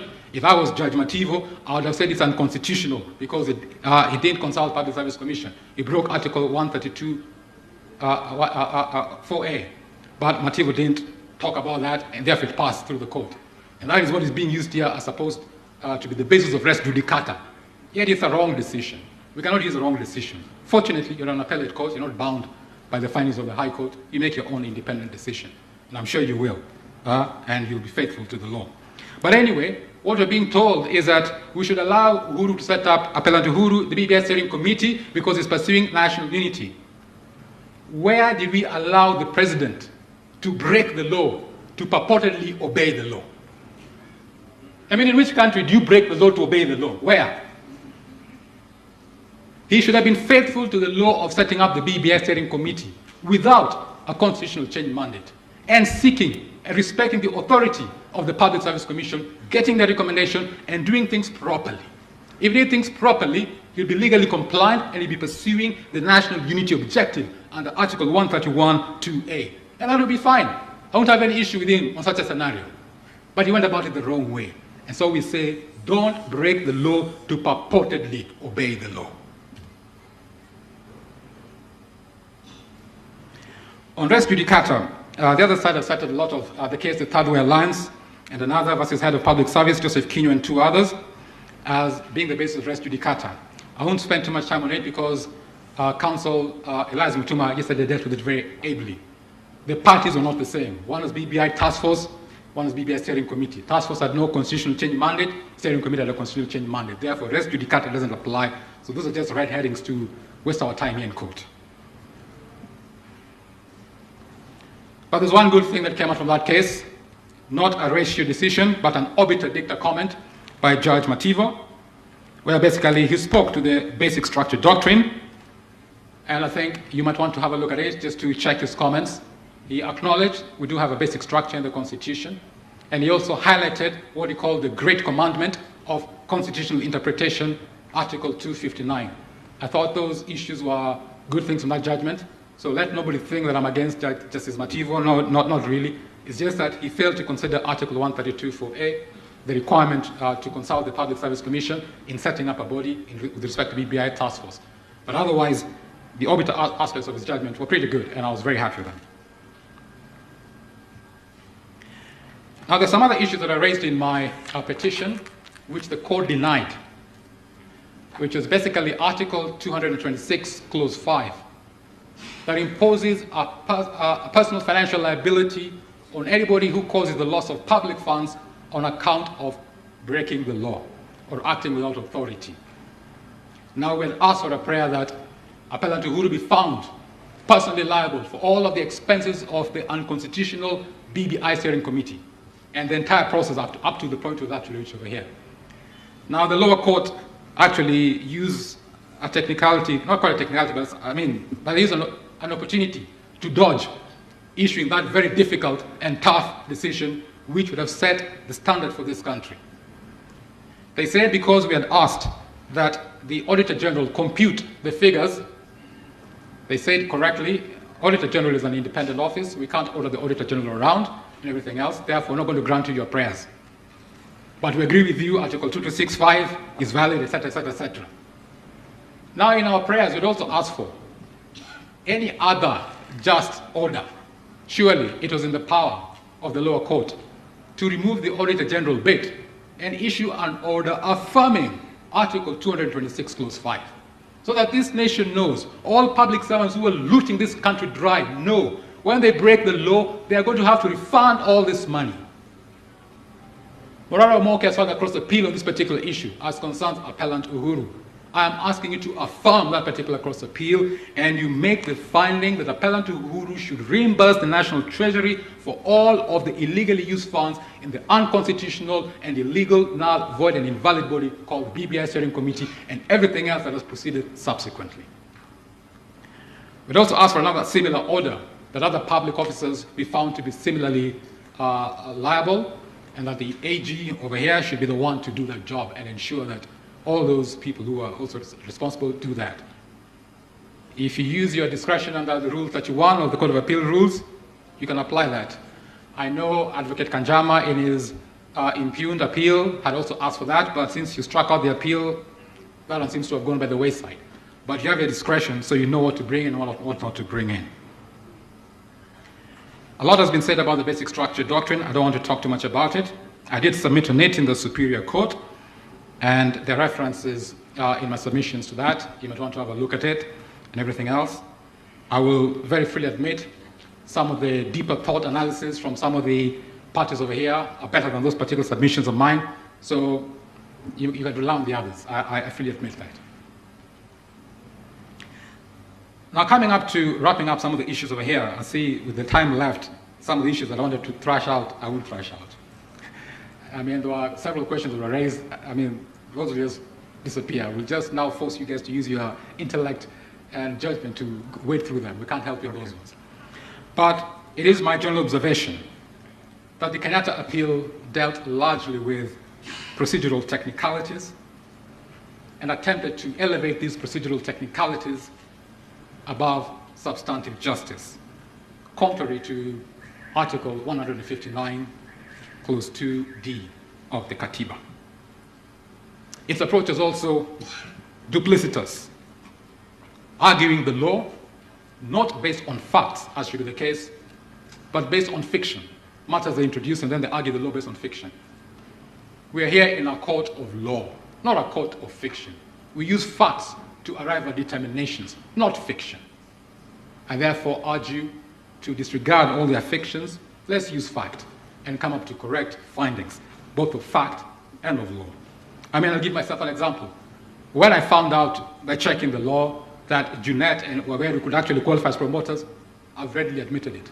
I've taken a position slightly different from some of my fellow respondents because Clause 4 of Article 57 includes them under promoters, but they were not the only promoters. It was them, steering committee, and another one undefined BBI, according to the published bill.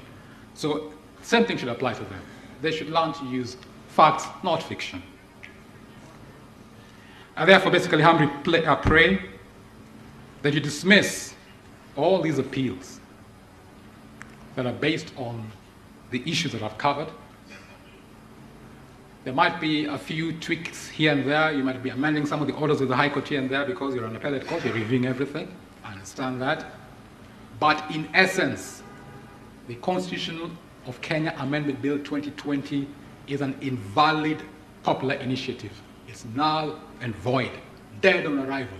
That one is finished. The main reason why we're here is that particular bill. That one is completely finished.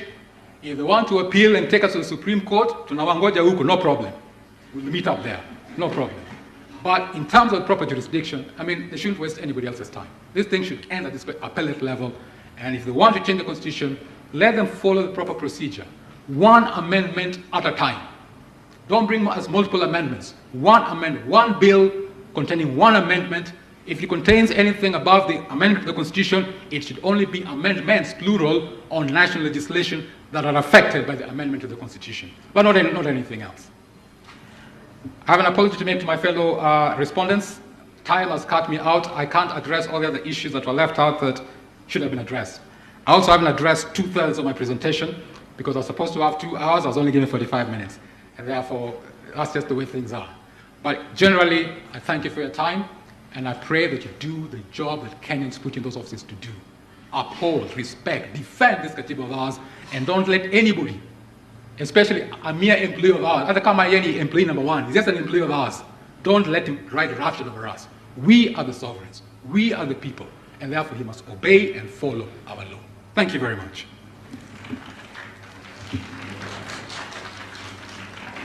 Thank you, Mr. Alochia. We now move on to the appellants. You have 15 minutes each to make your response. Sorry. Yeah. Let's take a 10-minute break, and then when you come, the appellants be ready to make your quick responses.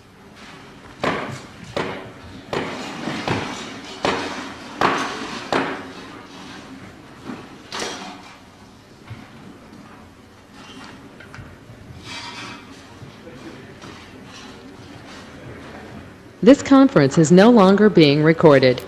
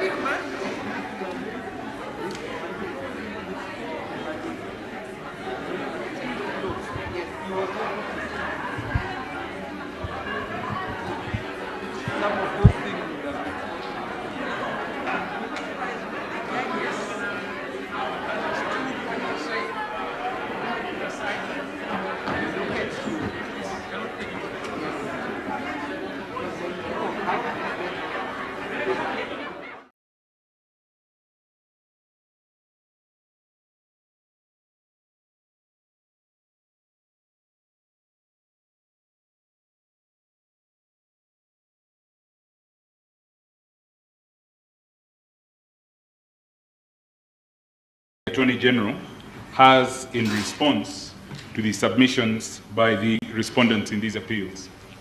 My Lords, I will start straight away. 15 minutes is not a long time, and I will start with the first issue that I wish to respond to.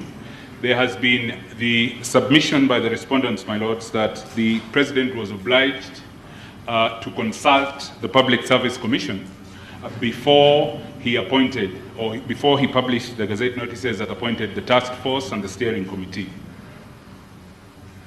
Our reply to that, my lords, is that that provision is to be found in Article 132, Sub-Article 4A of the Constitution. And for that article to be operative, my lords, the office concerned, or the office to which an appointment is being made, needs to be an office within the public service. It is our submission that those offices were not offices within the public service.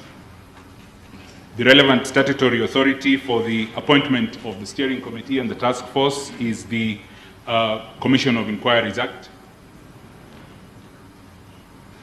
And that legislation enables His Excellency the President to make the appointments like he did on his own, as and when he deems necessary, without having to consult the Public Service Commission.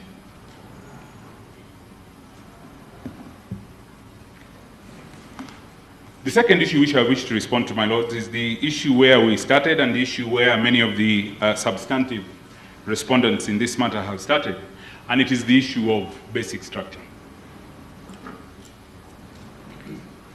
And I wish to commence my response, my lords, by stating that the term basic structure and the term basic structure doctrine have been used interchangeably as if they mean the same thing. It is our submission that they do not. The basic structure doctrine is a doctrine that, where applicable, restricts the manner in which a constitution may be amended. And the basic structure of a constitution is just what the term suggests, a fundamental structure of a constitution, and that basic or fundamental structure may even contain certain entrenched provisions. These are our submissions, my lords and my ladies, that our constitution does not, or the basic structure doctrine is not applicable to the Constitution of Kenya.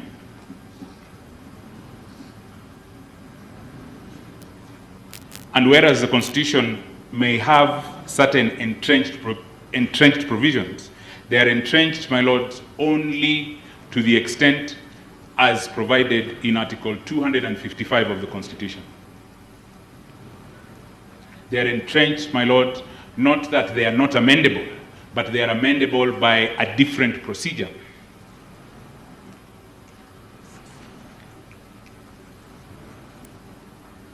From the other articles in the Constitution. And for the record, we want to state emphatically that there is no provision in the Constitution of the Republic of Kenya that is unamendable.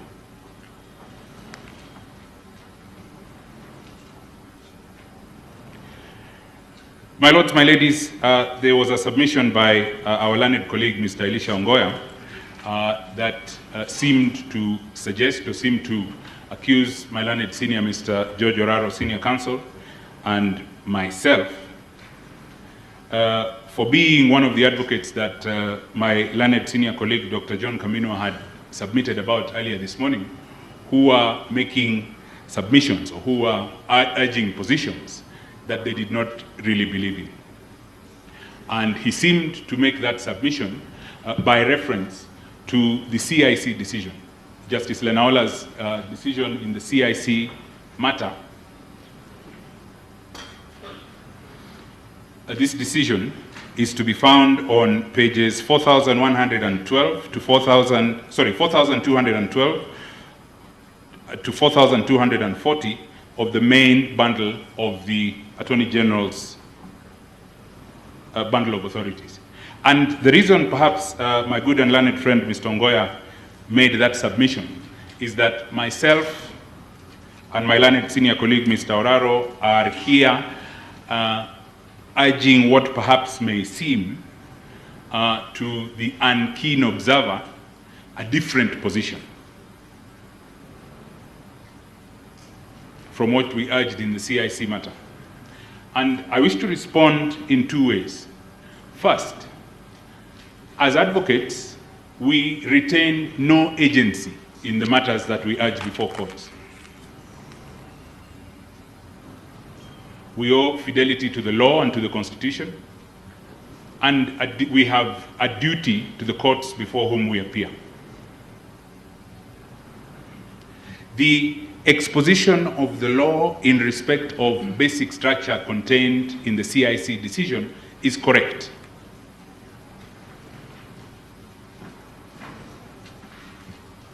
The CIC decision was in respect of an attempt by Parliament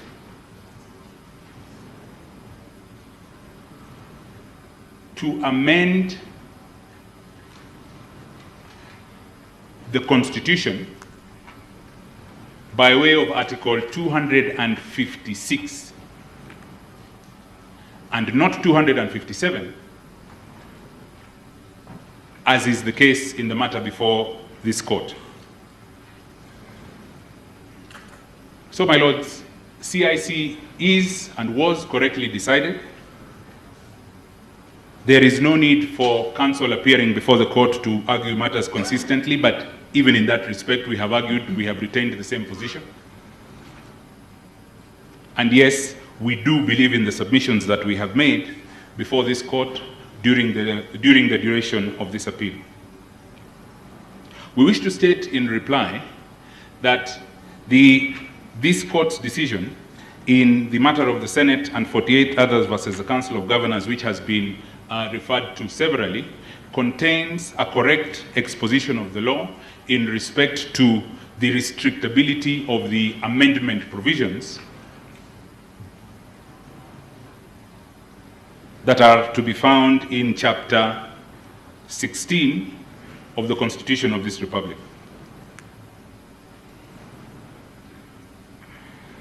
I wish to move on to the next issue in our reply.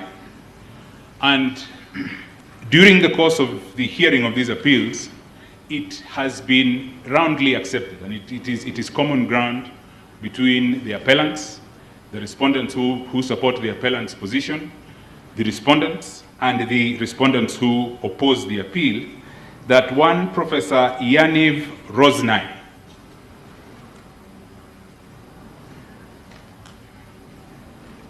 is an authority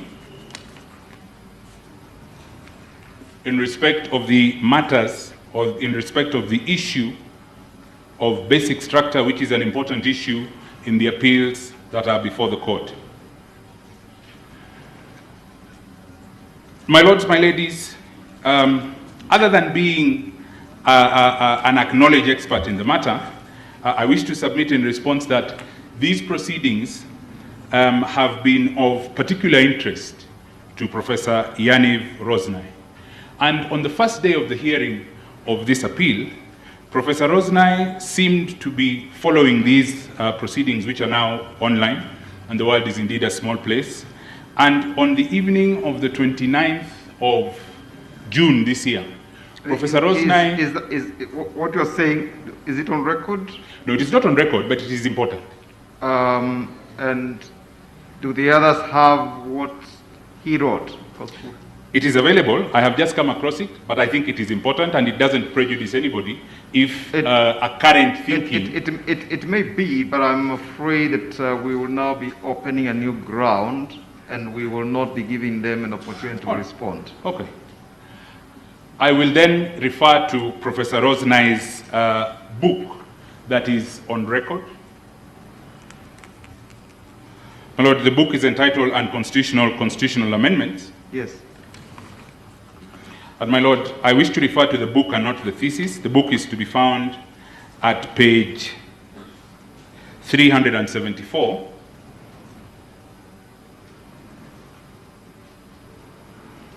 Of the Attorney General's first volume, volume 1, in his main, in the Attorney General's main bundle of authorities. My Lords, I wish to refer you to a passage that appears in page 622. My Lord, it appears in a chapter or part 3 of the book entitled Enforcing Constitutional Amendability. It is to be found under the chapter... Mr. Nyamodi, are you sharing the time with your colleague? I see you have only 4.5 minutes. I will take just 1 more minute. It won't take a long time. As long as you know it will not exceed 15 minutes. Most obliged, my lord.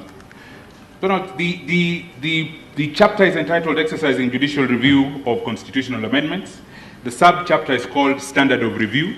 I wish to refer your lordships to line 3 on page 622, where the professor says the intensity of judicial scrutiny of constitutional amendments should be connected to the amendment process. Later on the same page, at line 27, he goes on to state that, therefore, the intensity of the judicial review of amendment depends, at least in part, on the amendment process. The more the amendment is the product of multi-procedural, inclusive, and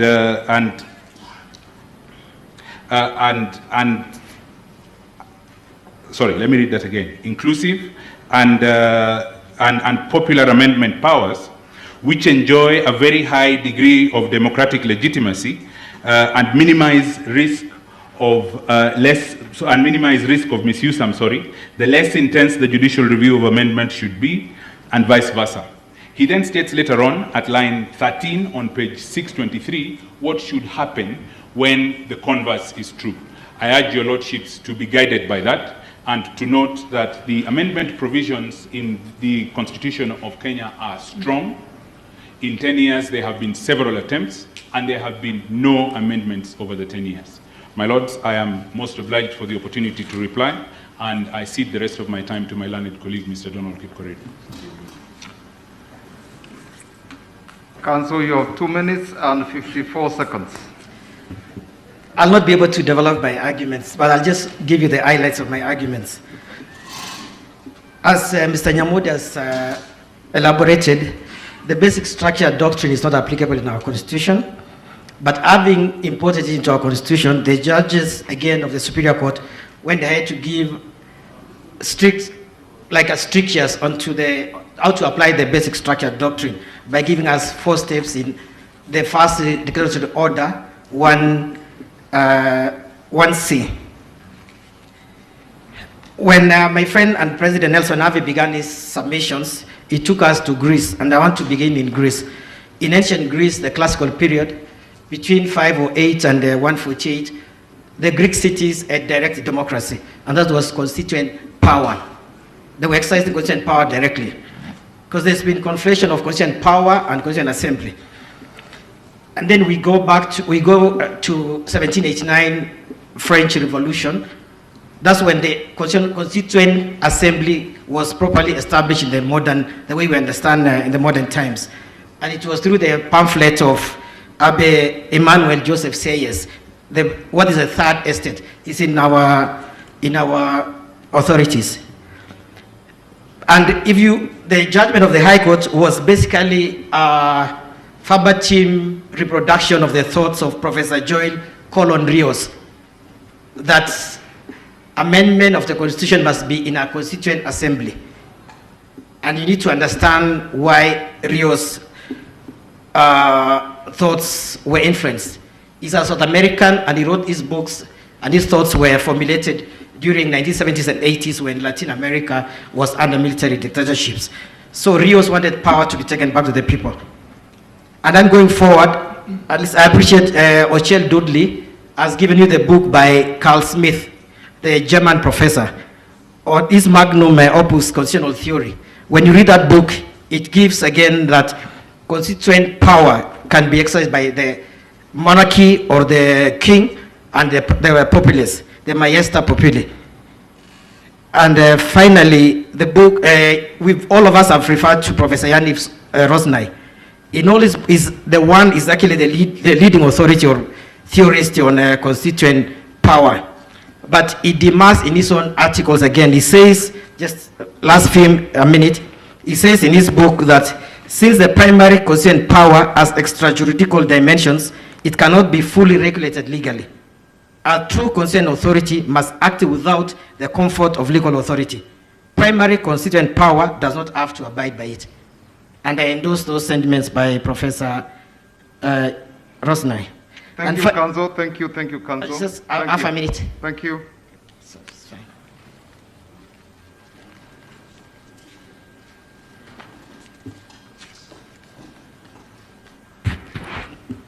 May May it please you, my lords, Gelu Muigai, for IEBC, I appear with my learned friend, Mr. Justus Munyidia. I will deal with a few points, and my learned friend will conclude. At a very personal level, let me say this, my lords. I have been in these corridors for over 3 decades. I have never seen a case like this. We don't seem to agree on anything. Not what the facts were, not what the law is, not what the concepts are, not what the words mean. We can't agree on who the people are. We can't agree on basic structure. We can't agree on public participation. And I have never been in a case where so many professors have been cited. That makes the point we started with 2 days ago. This is a case about theory. This is a case about theory. If this was a case about live disputes between live people with live grievances, we would have had very different presentations. Let me ask a couple of questions and then sit down. Is there a constitution outside the constitution itself? I understand this judgment to be saying so, that there is another constitution outside the constitution. So that if you want to know how to amend the Constitution of Kenya, you should look at the Constitution itself, then go and look somewhere else. We don't seem to be clear where that somewhere else is. I submit that there is no constitution outside the Constitution, and there is no constitutional legitimacy outside the Constitution. Legitimacy is not in politics, it's not in society, it is not in economy, it is juridical. 2, is the spirit of the Constitution superior to the Constitution itself? In my very humble view, my lord, if you ever want to know a weak lawyer, is a lawyer who begins by saying, the spirit of the Constitution requires. Why would we go to look at the spirit when the Constitution is speaking for itself? Professor, yes, sir. The spirit of the Constitution is one thing that people haven't talked about during these proceedings.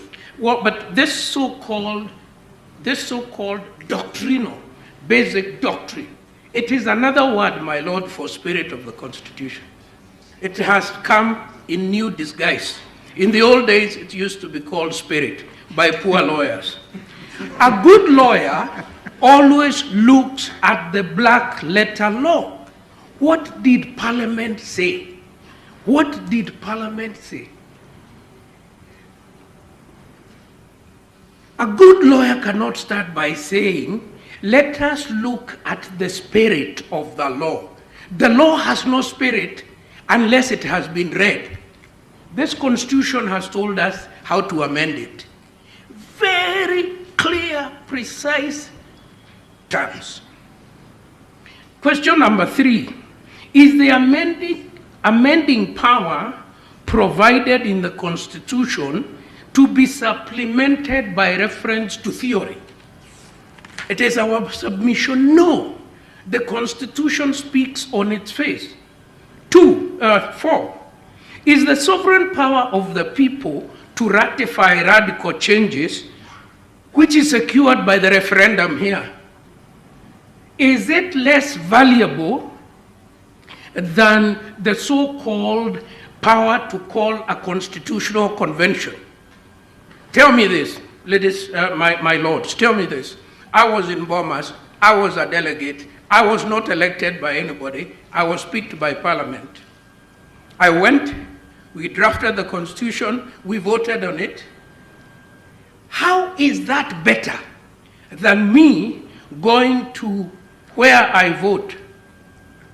In my village of Dumberry, I go there, I stand in the queue, I vote in a referendum. Which one is better? The Constitution of Kenya has said every Kenyan who wants to will vote in the referendum. My learned friends are saying that is not good. If you are to change radically, give elect a convention. I find that argument very, very surprising. My lords, we are told that you cannot reenact the Constitution. I agree.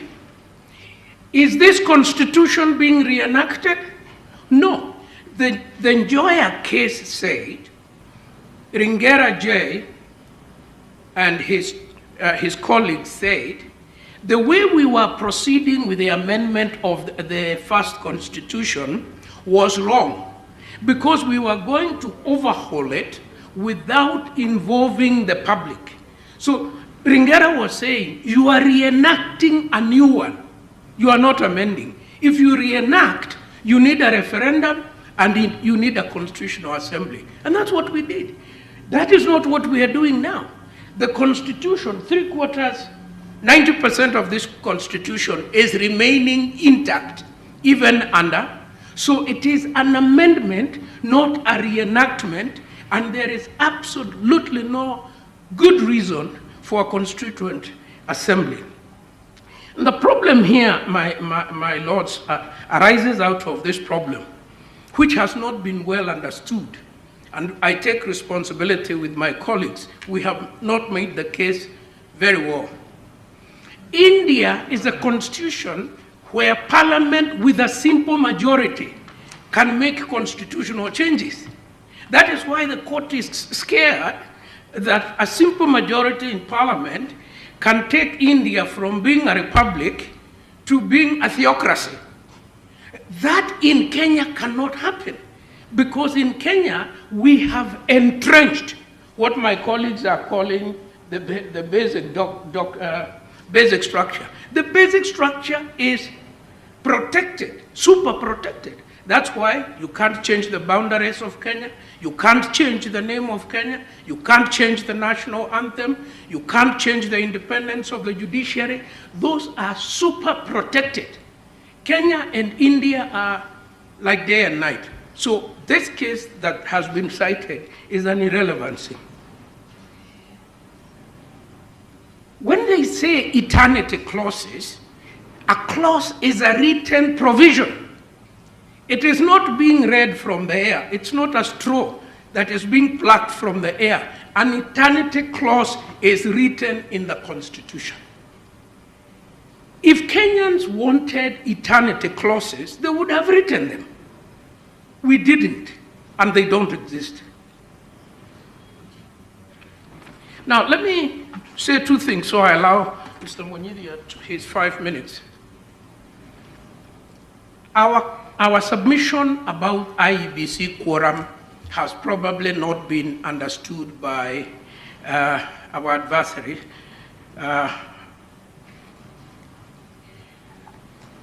The court declared the provisions on quorum unconstitutional. And what we are saying is 0 minus 0 is 0. Once the provisions on quorum were removed, there was nothing to go back to, because the legislative process is first of all, you delete. When you delete, you then add the provision you want. The one you have deleted is no longer available for application if the one you have added is found to be unconstitutional. It's a simple argument, but we had not made it well. There is an argument made by Dr. Kaminwa, my two distinguished colleagues, Elisha Ngoya and Mudomi Thionkolu, which is mind-boggling in my very humble view. They say, if there are no regulations, Article 257 is dead, and we therefore cannot say we have a framework. Now, this is exactly where Dugdale J took us in 1986. He had said you could not enforce human rights in Kenya because the rules for the enforcement of human rights had never been promulgated by the Chief Justice.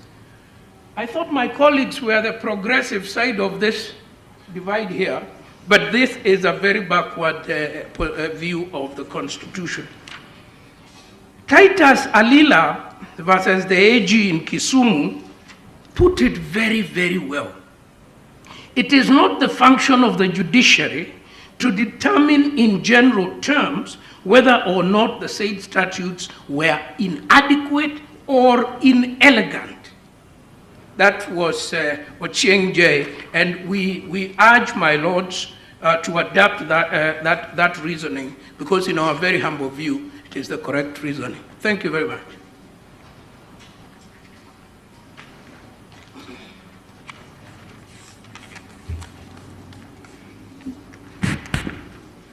May it please my lords, for record, my name is Justus Munyithia. I will address a question that was raised and which Muhuri raised, that there is no adequate legal framework to conduct the verification of signatures. My lord, looking at Article 88 of the Constitution, Article 8, 4, and 5, the IEBC is supposed to follow the Constitution and the national law. And the provision that it's supposed to follow for purposes of verification is Article 2574. That is, upon the receipt of the list, they are supposed to verify whether these are registered voters. The national law applicable is the Elections Act, and it is captured in the preamble to the Elections Act.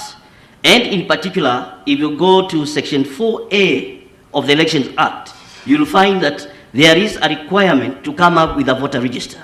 And pursuant to us, the IEBC developed Legislation 8 that requires biometric register to capture, to have a data captured. Now, the definition is in Section 2 of what biometric features are. And among them are signatures, a thumbprint of a voter, the constituency, the ward, the surname, the identity card, the passport, date of birth, residential address, contact, postal address, email, and any disability if a voter has one.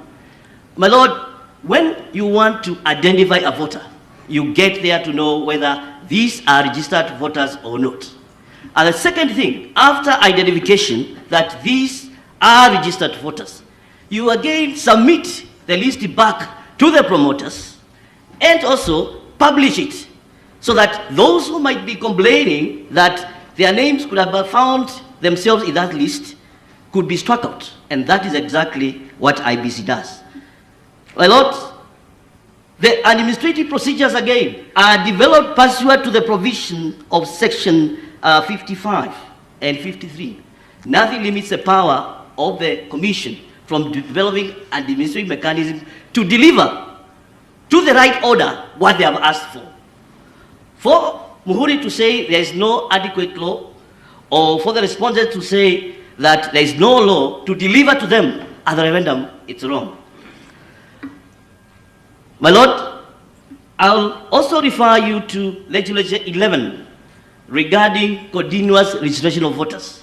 There is a requirement, yes, and that was demonstrated by the Gazette notice that was exhibited here, that there is continuous registration of voters. But this should not be mistaken with the periodical registration of voters, especially towards an election when you have the campaign drive to register voters. That is a mistake that was happening. This question was answered, but they started saying the numbers are not enough. My lord, Kenyans are free to register to be voters. You can't force them to do so. If a drive is initiated, yes, they can be able to do that. Again, voter education, the word civic education was introduced. When you look at the wording of Article 884, they say the mandate of the Commission is to develop voter education. And you go to the statute, you find that IEBC will develop a curriculum for voter education, which would be done in consultation with others. In our submission, the law is sufficient. Let us not dwell into the realm of the Law Reform Commission. Let us not dwell into the realm of revision of the laws. If the law is found to be inadequate at the appropriate time, that will be done. And my lord, my learned friend has pointed out that Judge Ochieng pointed this when the first initiative of Okoa came. The Third Way Alliance, who are here as respondents, also had Punguza Muzigo.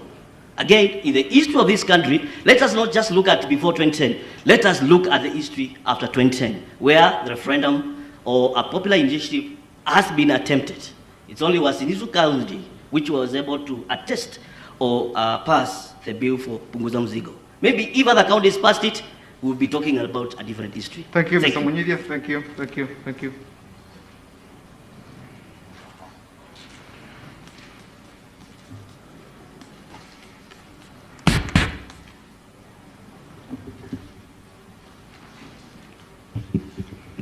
Please, the court. Very quickly, the submissions by the respondents are an invitation to this court to violate the Constitution, and I'll try and illustrate that in my responses.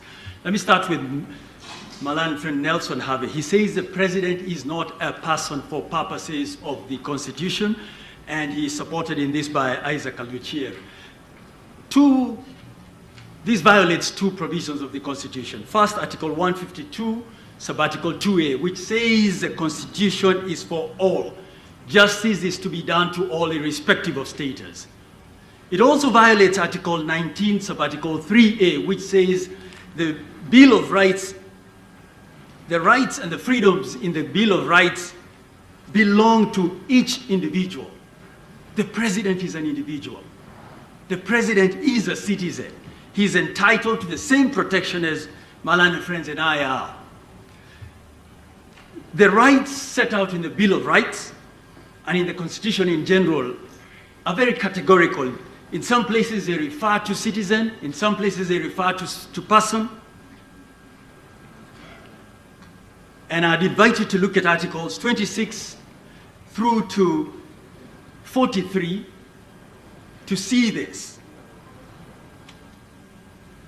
When my learned friend suggests that once a person is elected president, he gives up his rights, this is a violation of Article 24 as well. Chapter 6 does not take away any of the president's rights. So that when my learned friend Mr. Ian Madenge says that he has looked at Articles 131 to 133, where the functions of the president are listed and he does not find initiating constitutional amendments, with respect, this is the clearest example of a failure to interpret the Constitution holistically. He deliberately disregards Article 119 and Article 38. Let me quickly look at the cross appeal by the 76th respondent.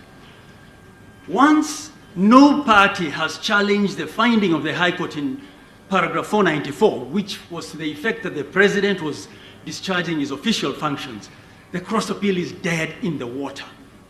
There is a decision that he was discharging his functions.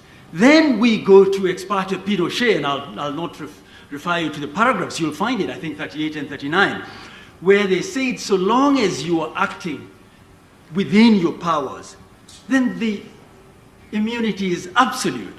That's precisely the objective of Article 143, Subarticle 2. What the respondents are asking you to do is to tear up this provision.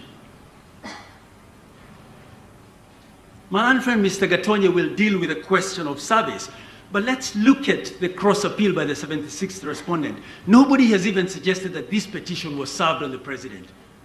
All you're being told to do is to say, because we placed it before the court, we must ask you to make orders against the president.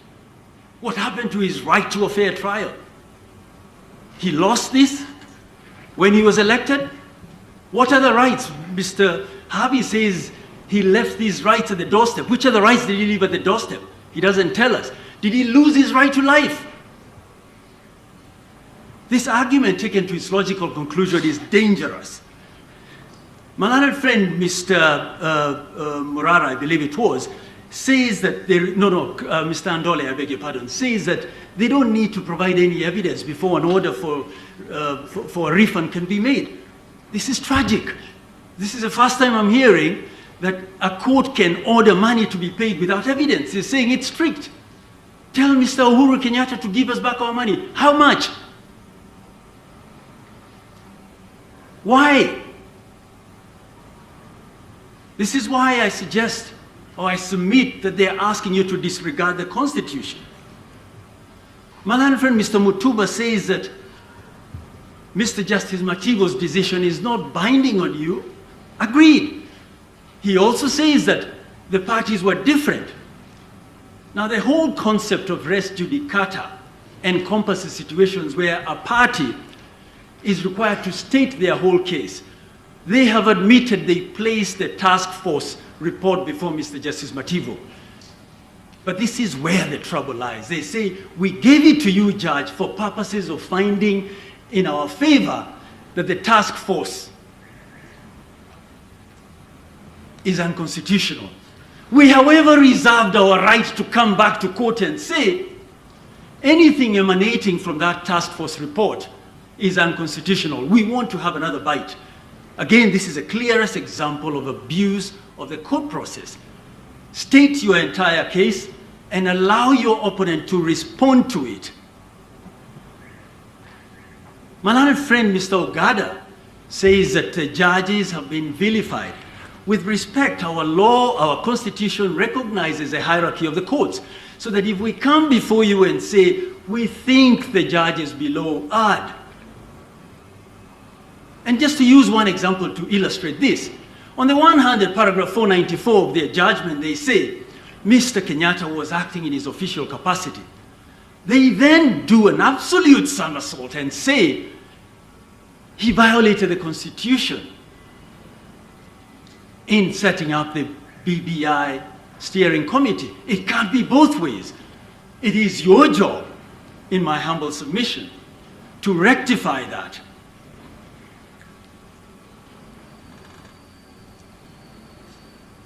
My learned friend Mr. Dudley Ochiel referred you to two decisions. Look at the Katiba Institute case, and we can't go into this into any great length because this matter is before this court. But indeed, the High Court did come to the conclusion that Mr. Kenyatta, as a president, should not be a party. With regard to the Nixon case, again, I ask you to look at it. The circumstances are different. Let me now hand over to Mr. Gatonye, but before doing that, I was a little surprised when I heard Mr. Aluchier referring to a supplementary record of appeal, because I looked at the one that you have and looked at the one that was sent to Mr. Gatonye, who's on record, and for some reason they're different. The one that I have does not have the affidavit of service, but Mr. Gatonye will address you on the affidavit of service. I had a quick look at your supplementary record of appeal, and one thing I noted is that although there is an affidavit of service, I did not see the court receipt. So we thank God for technology. Mr. Paul Wanga, who is Mr. Waweru Gatonye's partner, and you can go on the portal and check, has checked.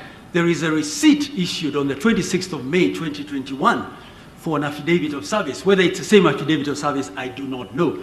But the point I am making is that if you look at the submissions, if you look at the response by Mr. Aluchier to the application under Rule 52B, which is in our supplementary record of appeal, he admits not serving Mr. Uhuru Kenyatta.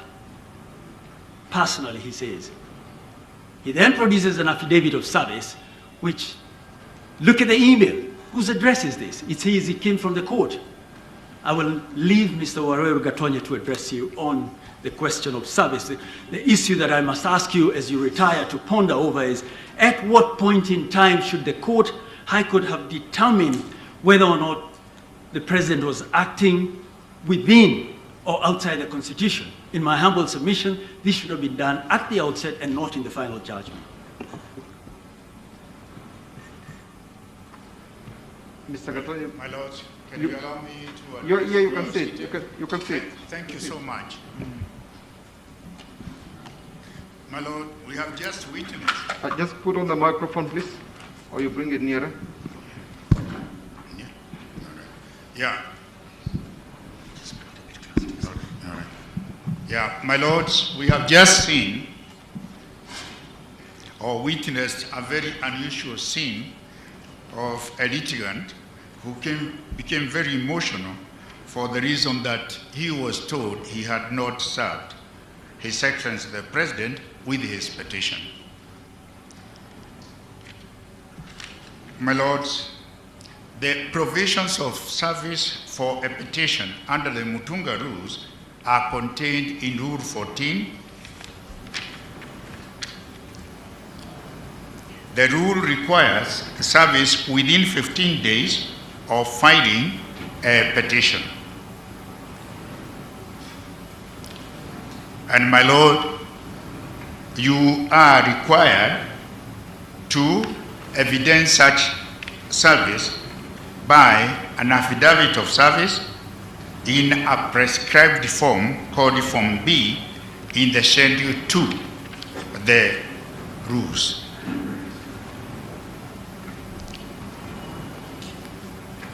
Mr. Oluocha has come to court and has said that our client is only trying to play with the technical rules. It is our humble submission, my Lord, that our client has never been served.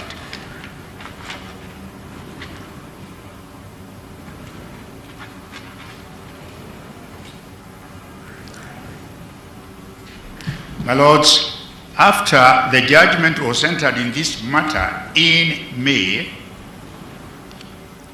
we filed an application under 52B and served it upon Mr. Oluocha. And in answer to that application, he filed an affidavit sworn. My Lords, it is sworn or dated 31st May 2021, which we have included in our supplementary record of appeal,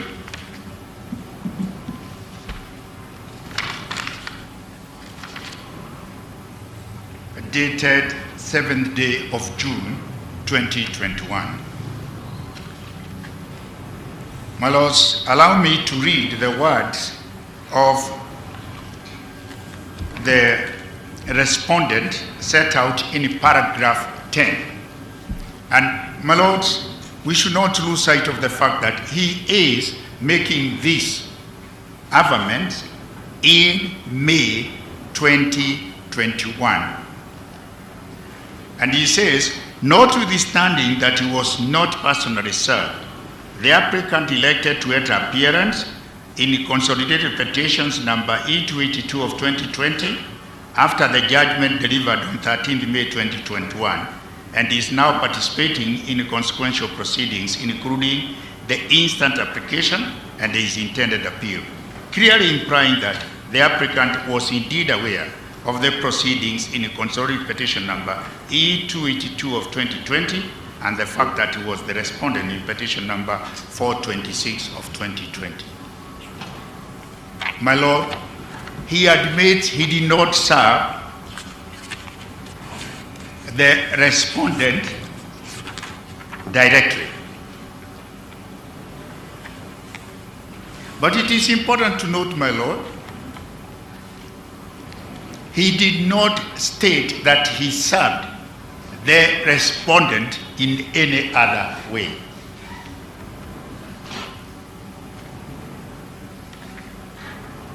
My Lords, I need not tire you reading out the contents of paragraph 11 and paragraph 12 and 13. But my Lords, in those paragraphs, and you'll have the opportunity to have a look at them, he is justifying that it should be taken that our client was served for the simple reason that he alleges he is represented in some other petition, associated petition. In other words, my Lord, that he knew that there existed some cases against him, and that to him amounts to service.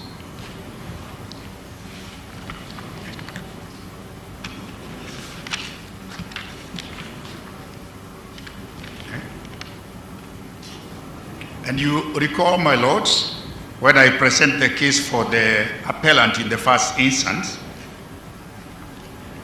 the Attorney General who represents the national government was disqualified by the court from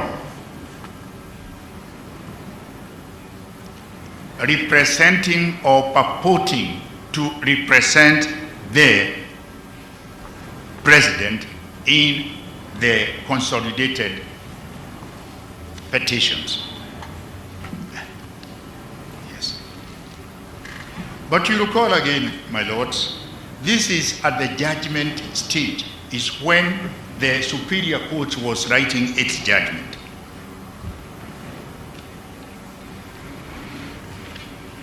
In our humble submission, my lord, there was need for the court to ascertain that parties had been duly served before the trial began.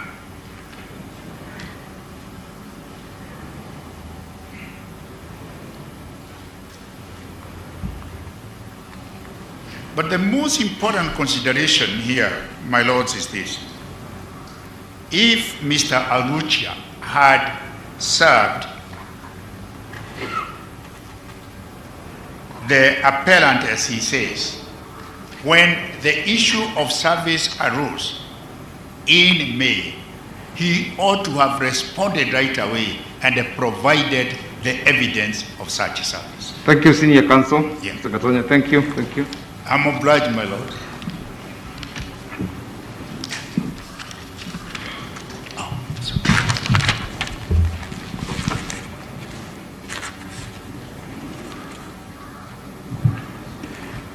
My lords, my ladies, I'll take 15 minutes and try to use them as quickly as I can. I want to take from where my other friend, Professor Gideon Muigai, left. And remember, he said at the beginning, it's a long time since we appeared on a matter of this nature on the same side. But I agree with him when he says we are here not to address theoretical questions. We are not here to address hypothetical questions. We are here to address very concrete questions of law. And my Lord, when I was listening throughout to those questions that I think are important for the determination of these appeals, I did not hear the same kind of oration on those specific themes to enable this court to arrive at a decision. And for me, really, there are 5 issues. The basic structure doctrine, the doctrines of interpretation in relation to the matters that are before your lordships and your ladyships, the question of popular initiative and public participation, and finally, with a subset of themes, is the issues around IEBC and the question as to verification and a regulatory framework. These are the concrete questions before your lordships. And I must say that if we were clearly had crystallized these questions and addressed you on these matters, probably we should not have taken as long as we did. But as a starting point, my lords, I want to persuade you that this Constitution of Kenya 2010 was trying to address a very critical question. And I want to take your lordships to the French Revolution. One of the most important documents that came out of the French Revolution was Les droits d'homme et du citoyen, the rights of man and the citizen. It is the basis upon which even United Nations instruments on human rights are based. My lords, after the French Revolution, when the 3 estates met in Versailles, the 3 estates were the clergy, the commoners, and the noblemen. Within 2 years, there was a reign of terror. There was a reign of terror by one, prosecuted by one Robespierre. And unfortunately, this Robespierre was a lawyer. He was a statesman and a lawyer. And what he did, he just went to the community in Paris and said, we the people, in the name of the revolution, we are taking over from the Estates General and establish a convention in which he came out as a dictator. Robespierre went to the guillotine, and after his death, there was another body called the Directorate. Again, that came to power in the name of the people. The revolution came to an end when Napoleon took over power in the year 1799. And thereafter, French interchanged monarchy, empires, republics, until after the Second World War, we had what is called the Fifth Republic. What this constitution is saying, that we, the people, having made this constitution for ourselves, we are bound by this constitution. And if you want to change it, you have to go by this constitution. You cannot go to Kisumu and mobilize 1,000 people in a stadium and say, we the people, we are changing ourselves into a constituent assembly, and therefore we want to amend or change the constitution. So I want to disabuse this notion that there is a power outside the constitution, including the people. The people are bound by this constitution. And then if they want to go outside the constitution, they have the constitution or the instruments to go outside it, but in accordance with the constitution. And my lord and my ladies, when it came to the question of the doctrine, the basic structure doctrine, everybody who went to Article 255, 256, 257, other than making a general statement that there is entrenched provisions which are unamendable, like my learned friend, Mr. John Hamid, whom I respect, he did not go to the text at all. He just made a general statement that these provisions are not amendable.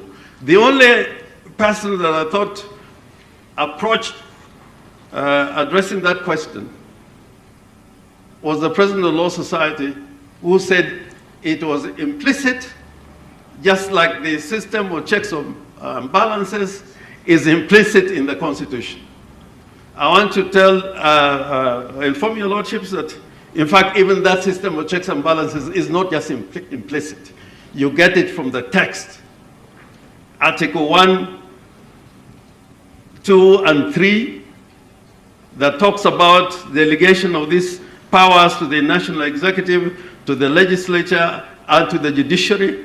And in relation to the Parliament, Article 94(1), in relation to the executive, Chapter 9, Part 1 of the Constitution, and judicial authority, you would find it in Article 159. And this checks and balances is both horizontally and vertically. And that is found in Article 174, H and I. You will find that the system of checks and balances does not just apply vertically, nationally, but also to devolve government at the counties. Now, the very important question which we must address is the question of popular initiative and the question of promoters.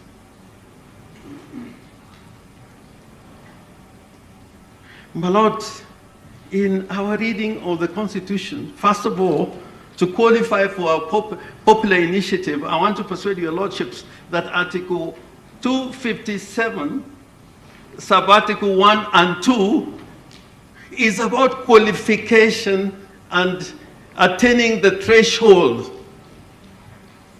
Is a trigger mechanism for a popular initiative. For example, if you want to run as president, the qualification requires that you have 2,000 signatures in at least 24 counties before You present your papers, you have to have 2,000 subscribers in 24 counties all over the Republic.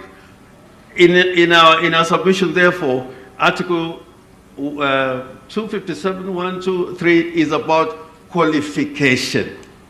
And the reason why it is qualification, my lordships, you'll find that from sub-article 2 up to sub-article 8, when the bill is introduced into the National Assembly and the Senate, what has been formulated is not a bill, is a draft bill.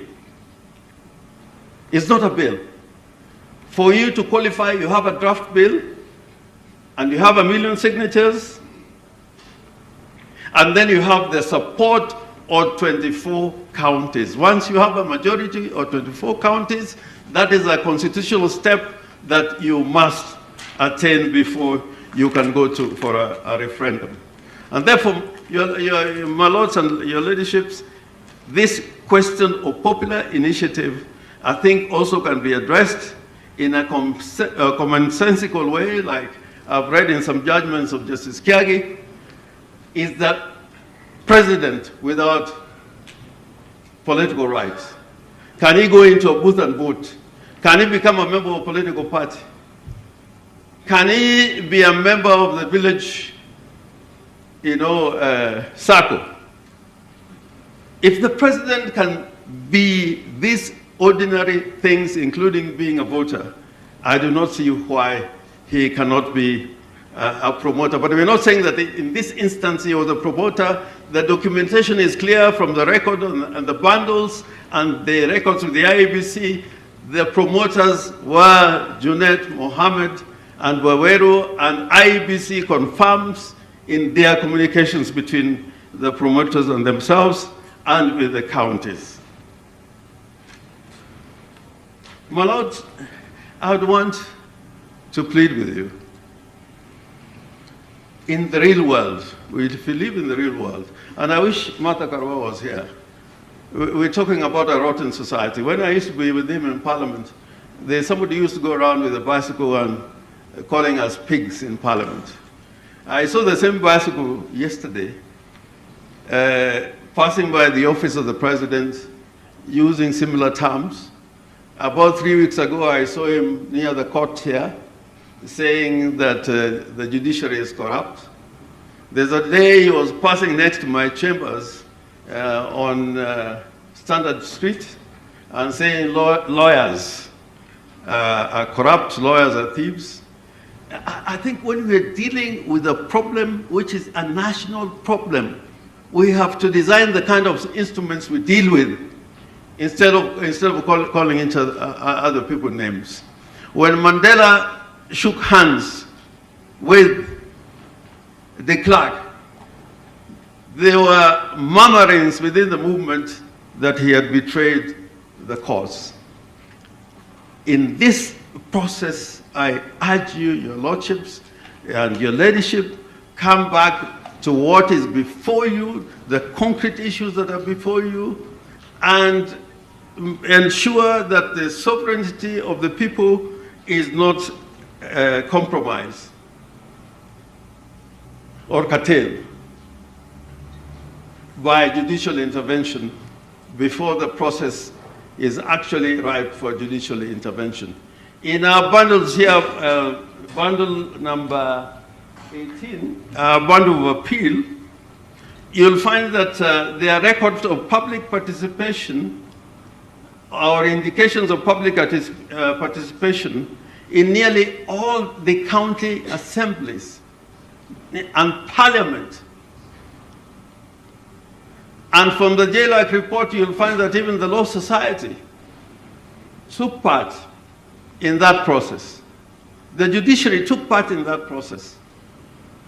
The only problem was that this matter went to court before these matters were fully ventilated in the county assemblies, in parliament, and at the time when it was said that the signatures had been collected. I think that should not have happened. And the court you find did not pronounce themselves on the question as to whether there was public participation in the county assemblies or in the National Assembly. So they started the question that there was no public participation during the collection of the signatures and before the handing over of the signatures to the IEBC. Finally, I want to share you just a matter of grammar in Article 154 or 257, sub-Article 4. I've not done Luo grammar or grammar in the Luo language or in French, a little bit in French, but in English, if you use a pronoun or a noun before a verb and it's followed by a noun, that verb is a function of the pronoun or the noun before the verb and the noun following the verb. But if you have a sentence that is broken and thereafter you find a noun and another verb, it cannot relate to the noun and the pronoun that preceded the second verb. So if you look at can you simplify that? If you look at Article 257, it's broken in two parts. The operative verb, the first one is deliver, and what do you deliver? Signatures. The second verb, which is a function of IEBC and registered voters, is to verify. So there's a distinction before delivery. All right, all right. And thank you, Senior Counsel. Your time is up. I'm much obliged. Thank you.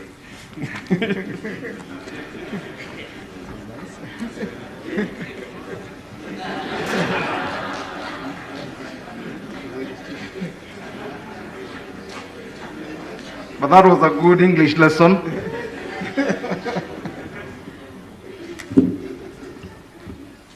My Lord, my name is Topua Lesinko. I appear for the 76th respondent in relation to the cross appeal that was filed. My Lord, we filed... Sorry, you are who? Topua Lesinko for the 76th respondent. Well, Mr. Marara Omoke.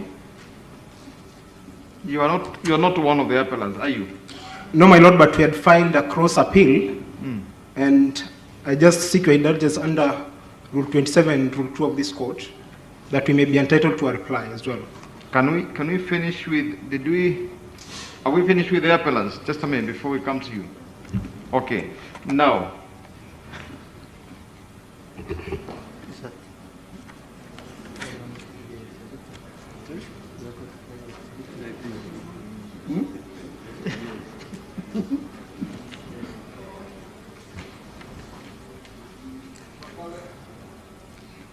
Mr. Kwale, we will give you 5 minutes. We still have one appeal to do, Mr. Kanjama's appeal.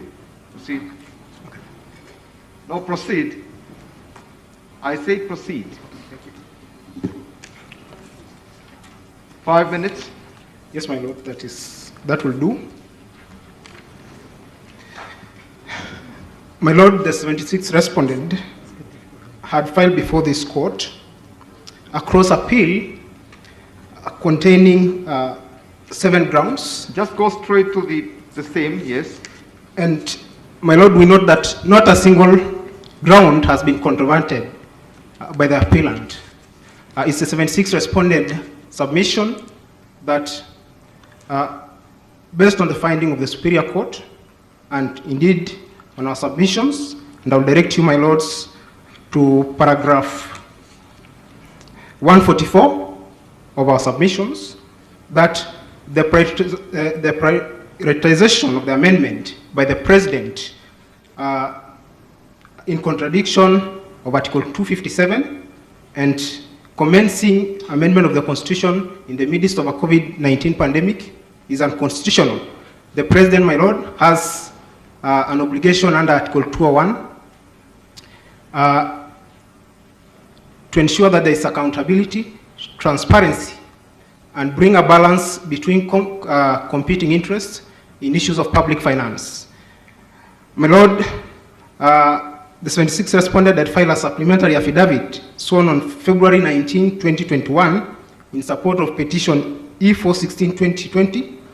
And my lord, we had adduced evidence that indeed the referendum will cost Kenya shillings 14 billion, while the signature verification will cost a total of 93 million based on the estimate by IEBC, and this can be founded in volume 7 of the AG Record of Appeal at pages 2875 and 2886.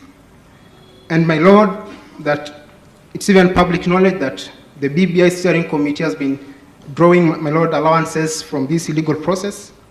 This is a blanket violation, my lord, of sustainable development principles as enshrined in Article 10 of the Constitution, and that this court, my lord, has an obligation under Article 226, sub-Article 5, that any public officer that commission illegal use of public funds can actually, my lord, be ordered to make a refund of such money expended in an illegal process, my lord. My lord, as you also retire, this court, my lord, may need to consider, my lord, whether indeed the Auditor General can be moved pursuant to Article 229 to audit the money expended in the illegal BBI initiative. My lord, finally, the 76 respondent says that this being a public interest litigation, that each party bear its own cost, and my lord, we note that all government entities, my lord, presented before you have hired, my lord, seasoned litigators who will, my lord, will be paid from public coffers. And my lord, this country is actually struggling. Right to health have not been met. People have not been vaccinated, by, my lord, in the midst of COVID-19 pandemic. It's only fair, my lord, that this court, relying on the case of Jasmeer Singh Rai versus Tarlochan Singh Rai and for others 2014, that each party, my lord, should bear its own cost. Should bear its own cost, my lord, and that no money shall be drawn from the public coffers, my lord, for payment of these very senior lawyers before you today. My lord, as I close my submission, indeed, Dr. Mugomi Diankolu yesterday said that the monster is tired, the monster is galloping for fresh air, it can't breathe. My lord, the monster, the BBI, the impugn Constitution of Kenya Amendment Bill 2020, is actually struggling for breath. It has resigned to fate. My lord, the monster is saying, allow me to rest. My lord, it's only fair that we should let it rest in peace for the interest of all Kenyans. I humbly submit, my lords, and I wish you a very fruitful deliberation as you come up with a final decision on this matter. And we just reiterate, my lord, as a 76 respondent, that indeed the learned judges had responded in May 13th. I hope, my lord, that you can only affirm that. Thank you and God bless you. Thank you.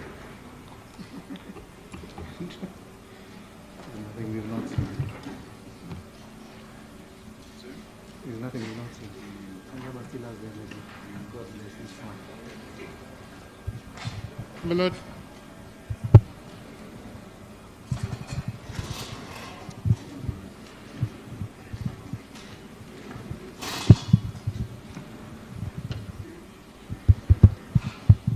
My lord, I wonder if the Attorney General could thank the court on our behalf. Sorry? From this side.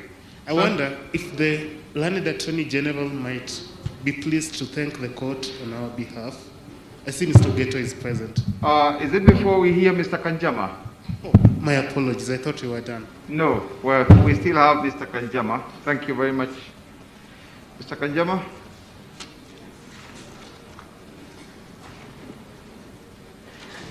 May it please the court, on behalf of the appellant in appeal number 307, I'm Charles Kanjama and I'm acting with Mr. Matthew Muoki.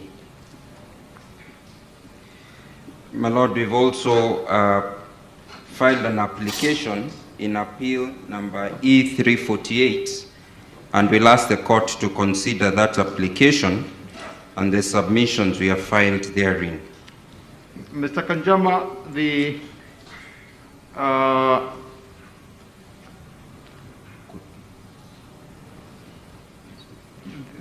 application in 348, it has not even been served. I think it came in, it was filed yesterday. It is not ripe for hearing right now. Very well.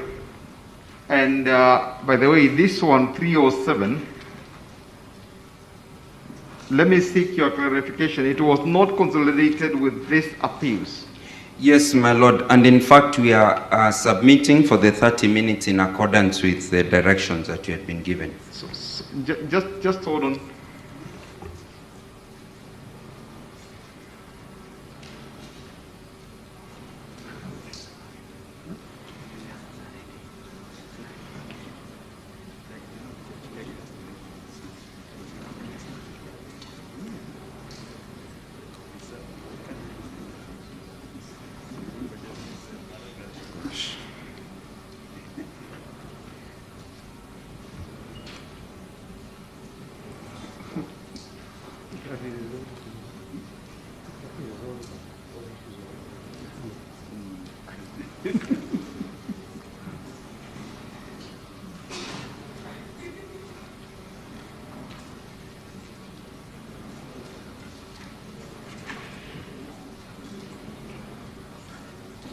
Mr. Kanjama, I was confirming with the bench that had your application, and indeed what I had alluded to is correct, that it was not consolidated with the ones that we've had.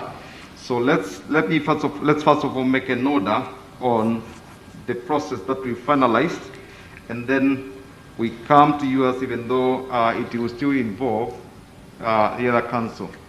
Most obliged. So take a seat.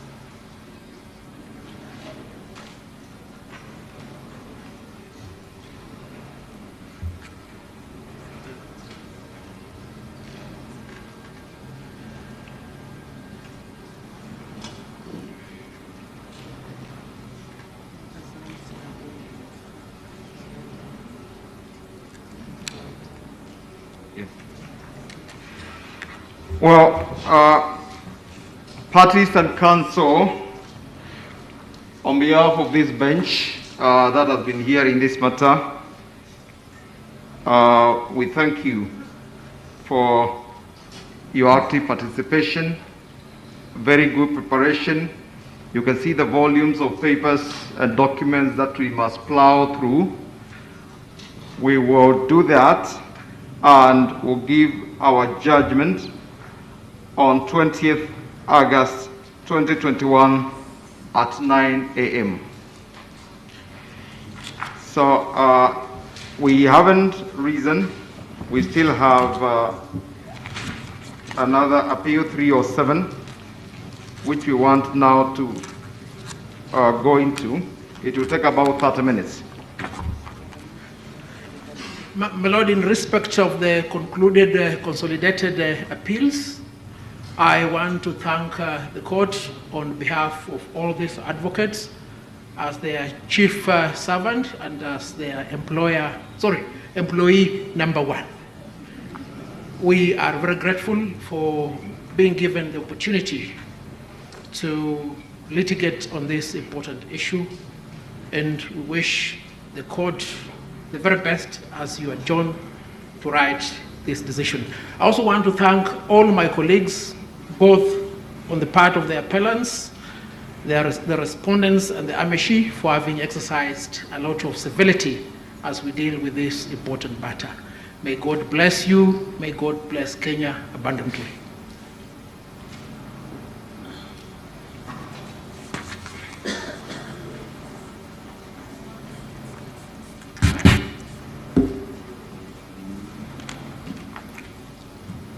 My lords, my ladies, as a representative of the Honorable the Attorney General,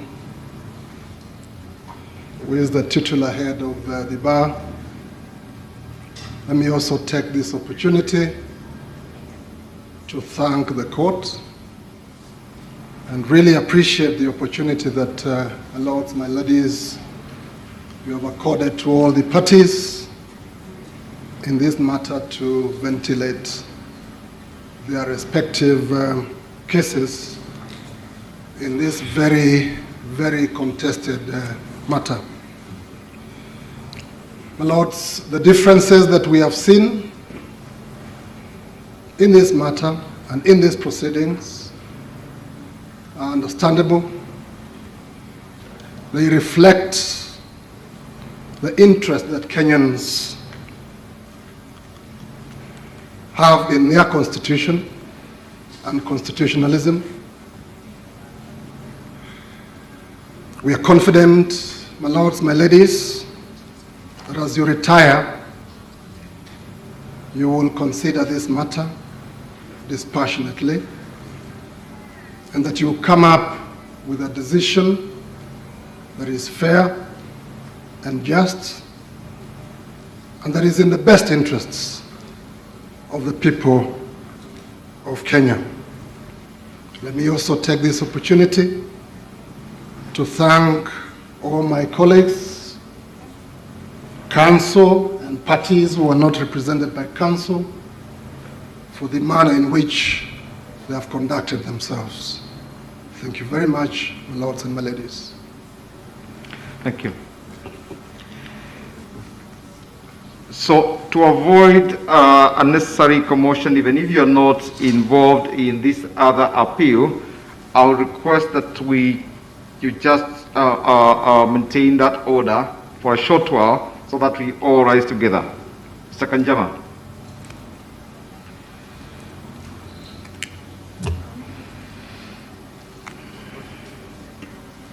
Most obliged, my lord. The appellant hearing will be dealing with 5 broad issues. The first, I'd like to say that we filed a record of appeal with a memorandum of appeal pursuant to the orders of this court on 30th of June and submissions of the same date. And the record of appeal, the memorandum of appeal raises 7 grounds of appeal which are founded on the failure of the High Court judgment to give reasons to admit the appellant in the judgment and the consequences of that failure. My lords, my ladies, I'd refer the court to page 6774 of the record of appeal. This is the typed proceedings, and they indicate... Mr. Kanjama, maybe before you go on, can we know whether your appeal is defended? Can we get an indication from the respondents? My lady, because it is an appeal in which we filed submissions, there's been no response, but it is an appeal. I don't know whether I'm just asking whether there's an indication from the respondents as to whether they are opposing your appeal. Most because obliged. if they are not opposing the appeal, then we don't need to take that long. My lady, because I know some of the issues that I've raised are issues that have also been handled in the previous submissions, I do know that there will be some opposition to some of our submissions. I think the question that has been put, my sister, is very, very good. Can you just let us get a response whether any of the other parties are opposed to it, because to the best of our recollection, we haven't seen responses.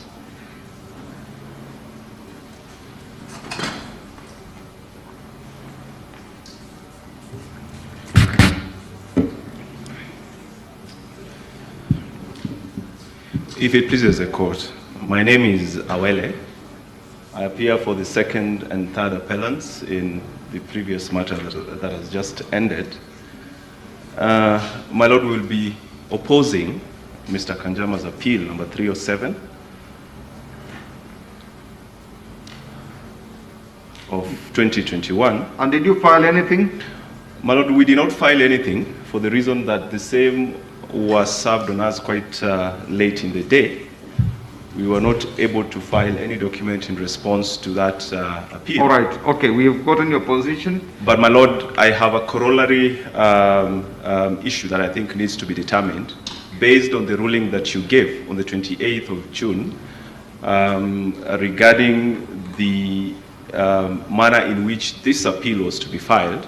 This appeal was to be restricted on grounds for failure to give reasons on his application for joinder. If you look at the memorandum of appeal that has been filed, it goes beyond the remit that you provided and actually deals with issues that have already been dealt with in the appeal that has just ended. So I think it would be important, even as we take directions, that you clarify whether Mr. Kanjama shall be submitting on issues The other than those. court ruling was very, very clear. That's correct. And the limit to which the appeal will be argued were properly defined. Yes, but the memorandum of appeal travels out of it. So for purposes of our preparation, I think it would be good that that be clarified before directions, before we take to the podium. I think the memorandum had been filed earlier, and then the ruling came. So we will clarify that. Let's first of all get to know whether the others are opposing the appeal.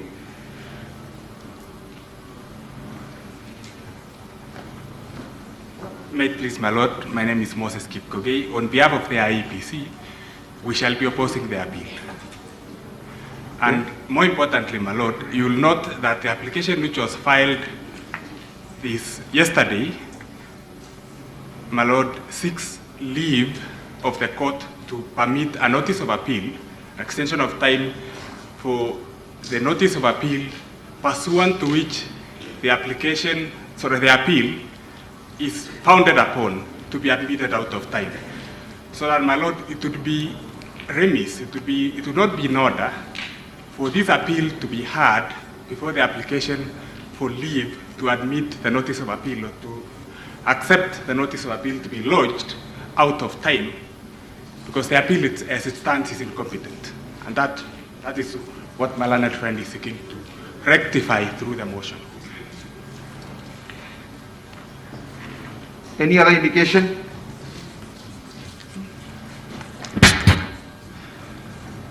My Lord, with your kind permission, I've just conferred with my team. This is Awele for the second and third appellants. My Lord, subject to your directions on the scope of this memorandum of appeal, if Mr. Kanjama's appeal will be limited to just the failure of the High Court to give reasons for failing to join him in the proceedings of the High Court, we shall not be opposing his appeal. We can go back to the High Court and the High Court can give him the reasons for failure to join him. But if it shall be extended beyond that, then certainly we shall be opposing or rather responding to his appeal. Most obliged. Mr. Kanjama, you could help us all. Do you have the order or the ruling of the court which indicated the parameters of your appeal? My Lord, yes, indeed, I do. And I did, after a lot of reflection and pondering and examination of the order, file a revised memorandum of appeal within time and fresh submissions within time in accordance with that order. And in my 30 minutes, I was going to persuade the court that the entire memorandum of appeal and the submissions are within the four corners of the order. but that is something that I would need the 30 minutes to do. And my request to the court is that if I'm given the 30 minutes, which had been indicated, if the court is convinced after listening to my arguments that I have gone beyond the scope of the order, then the court would be entitled to disregard. But I would need the 30 minutes. Do we have a memorandum of appeal from you that is compliant with the order of the court? I believe there is. Which one? Please point it out. The memorandum of appeal is in the first volume of the record of appeal. What's the date? That we filed on 30th of June, which was in accordance with the court directions.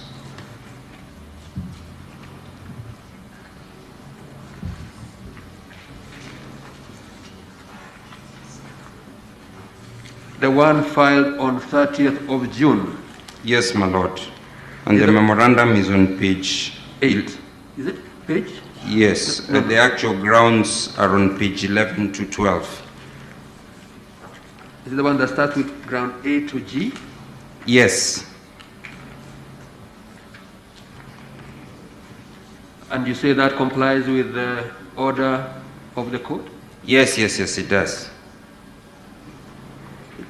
Is that the order of the court that said you shall be restricted to challenging the failure to give reasons? My lord, if I may be given 3 minutes to just answer your question, which was going to be the first point I was going to make. The order of the court says, paragraph 12.3 on page 7 says, we strike out the memorandum of appeal dated 8th June 2021 and grant leave to the respondent to file and serve another memorandum of appeal by 30th of June 2021 limited to the grounds relating to his notice of appeal anchored on the failure by the High Court to give reasons for declining his application for joinder. And the key word in that direction is anchored. And all the grounds that are in the memorandum of appeal, as I will demonstrate, have been deliberately worded so that they can be anchored on that failure to grant joinder. When did you serve the parties with this memorandum of appeal?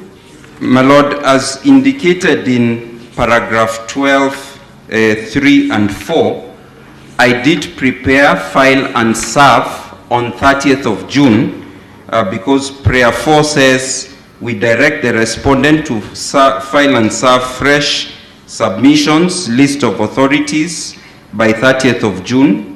And also for the memorandum in prayer 3, it says we direct the respondent or we give leave to file and serve by 30th of June. So we complied strictly with the court directions.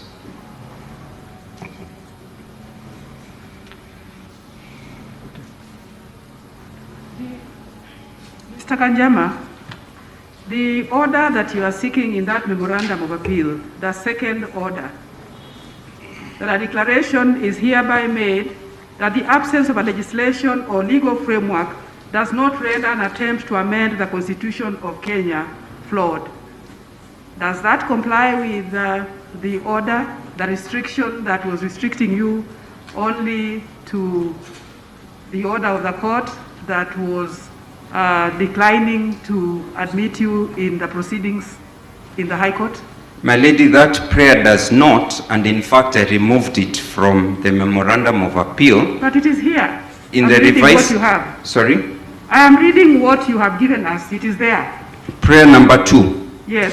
Prayer number 2 in the memorandum reads, the learned judges erred in interpreting and applying the Constitution of Kenya by failing to recognize the locus standi of the appellant to act in the public interest in respect to the test and standard of constitutional interpretation. Is that in the one dated 30th of June? Yes, my lord, it is. Counsel, what we have here dated 30th of June, reads, a declaration is hereby made that the learned judges erred in failing to give reasons. The second one is that a declaration is made that in the absence of legislation or legal framework does not render attempt to amend etc. nothing at all to do with failure to give reasons. That's what we have here, Counsel. My Lord, that was my previous memorandum of appeal. When it was struck out, I filed a fresh one. I uploaded the copies and I gave also 8 physical copies to the court. And I have a copy here. And it is, the grounds are also listed in paragraph 11 of my submissions. In my submissions, I've listed both the previous grounds that were struck out as a background, and I've said they were struck out, and now I've listed the new grounds in paragraph 11. My Lord, I confirm that what the court has read is the memorandum of appeal travels outside the order and canvasses issues on which we have been heard and are now pending judgment. Thank you. Mr. Kanjama, I think I take the position that we can only hear you within the confines of the ruling that was delivered by the bench that had your application. That's okay, my Lord. All right. And Mr. Wele has said if it is limited to the issues, to the fact that the High Court did not admit you as a party in the proceedings that were before them, they are not opposed to your appeal. Mr.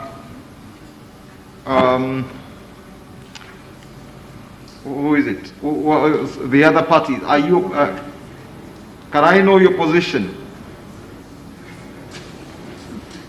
Mr. Kipkogi, IEBC, do you still insist that you oppose the application given those directions by the court? IEBC.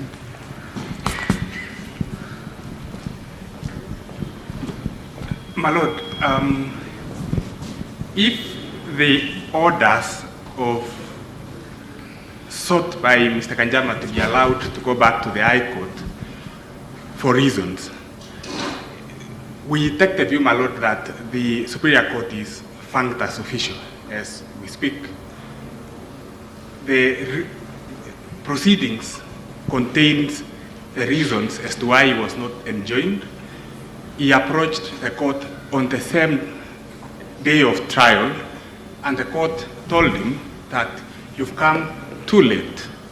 My Lord, we take the view that that is sufficient reason to deny an interested party from participating. Okay. Mr. Ogeto and team, are you opposed to the application? Sorry, the appeal. My Lord, for the Attorney General, the memo of appeal that we have been served with is the same memo of appeal that appears to be before your Lordships. So if Mr. Kanjama is proceeding on the limited leave which he indeed has from the bench, then that appeal is not opposed. But we don't seem to have the memo of appeal that Mr. Kanjama refers to. I think the issue has been clarified by my Lord Justice Kiage, and we have given directions that we can only hear the appeal within the confines of the ruling as earlier given by the court. Then in that case, my Lord, it is not opposed. All right. Senior Counsel Gidu Gayan. I want to consult Sorry. I realize you're on the same side with Mr. Kipkogi. We have new thoughts, my lord. I'm advised, my Lord, that we concede. So, Counsel Mr. Kanjama. Mr. Kanjama, actually you are right. Mr. Kanjama, you yes, actually are right. I have seen another record of appeal. Now I've been shown a volume 1 of record of appeal, but it's dated 1st of July. This is, it's 1st of July. The one or is the one that is late? Do you have? My Lord, what happens is that we filed, we have two different appeals. One is E307, and then we have E3... Oh, this is E348. 48, yes. So the one we are discussing now is E307, which we filed on 30th of June. And let me just say this. In E348, which is not properly before us at all, because you haven't gotten leave, etc., you actually have complied with our direction, because the only thing you pray for there is that the learned judges erred in declining to admit you, and that they erred in failing to appreciate blah blah, something about locus. And that's what they don't have a problem with, if that's what you are limiting yourself to in the other appeal that is properly before us. My Lord, if I may just briefly give a clarification, and you are very right. Appeal E348 complies with the directions of the court, but is an appeal against the ruling, because the court decision indicated that the appellant had not appealed against the ruling of March. So that is an appeal against the ruling. But the directions of the court allowed us to pursue an appeal against the judgment anchored on the failure to give reasons. So we have two appeals, the one against the judgment, which is what my colleagues were responding to, and the one against the ruling. And the one that was listed for today, on Friday last week, was the one against the judgment. If I may, Mr. Kanjama, you can see the conundrum in which we are all caught. All the other parties seem to say that if your appeal before us complies with the order of the court limiting you to the issue of not being given reasons, they are not opposed. But if, on the other hand, you go outside of that limitation you are given, then they are opposed. And if they are opposed, the issue then arises is whether they have been given opportunity to fully respond to it, and that's another story altogether. You can see where you leave us, Mr. Kanjama.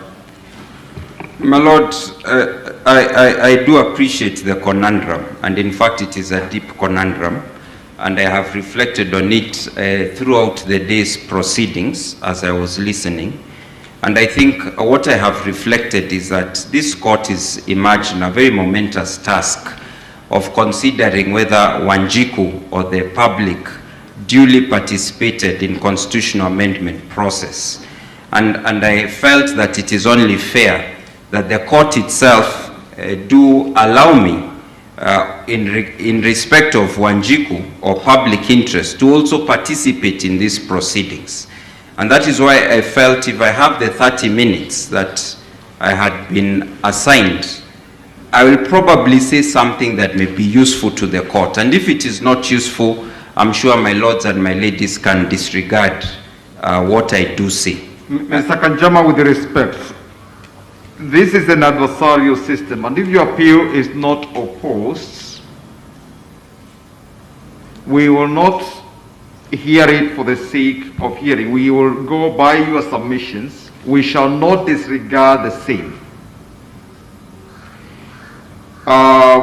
Because we have defined the limits of your address, and that is what we shall consider. And bear in mind that so far I have not heard any voice that says they are opposed to your appeal if it is restricted to what this court said. We have not traveled to the other appeal, 348. That will be processed, and you will be given directions maybe on Monday or so. My Lord, let me clarify that I do not seek to go back to the High Court.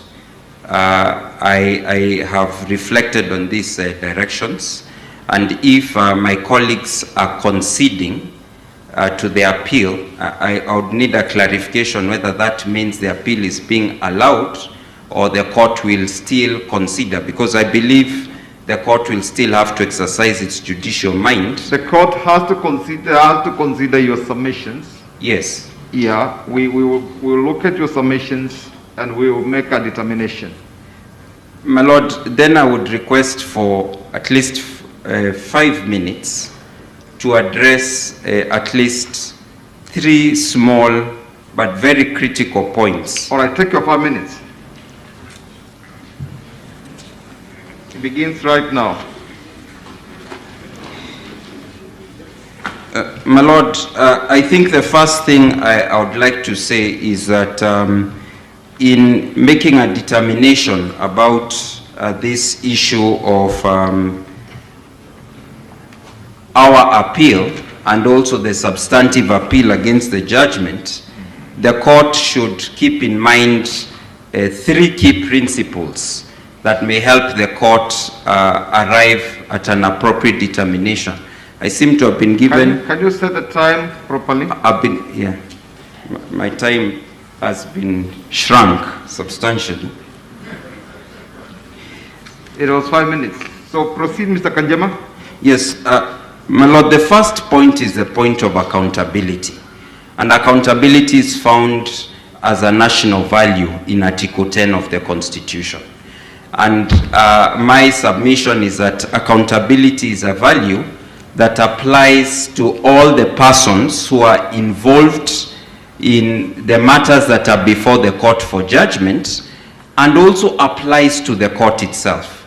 So that the same way that the court is scrutinizing to a very high standard whether agencies like the President, the BBI initiative and so on were accountable, the court should also check, is the court itself accountable? And one of the key instruments of accountability is giving reasons for a decision. And I have annexed several authorities to show that the High Court failed. It may have been inadvertent, but it was a mistake nonetheless. And the court should set for itself a high standard so that the court should be more ready to excuse litigants before it who may commit procedural errors than it does to itself. So that was the first point that I wanted to make. And I would like to say that in regard to accountability, paragraphs 21 to 38 of our written submissions deal with the question of the court giving reasons and the consequence of failure to give reason. The second point is that one of the key instruments of accountability and securing the constitutional goals is public participation, which is also a national value under Article 10 of the Constitution.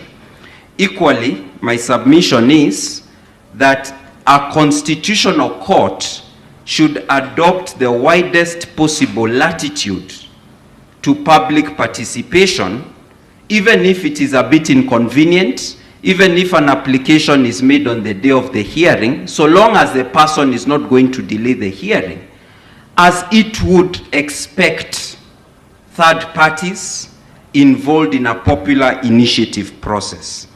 And my submission is that that same standard of public participation that requires heightened scrutiny should be applied by the court when it assesses all the stages of the popular amendment process that is found in Article 257. And this should enable the court to distinguish between the 4 entities mentioned in Article 210, state officer, state organ, public officer, and person. Sorry, my lady. No, proceed. Oh, sorry. I thought I was being stopped.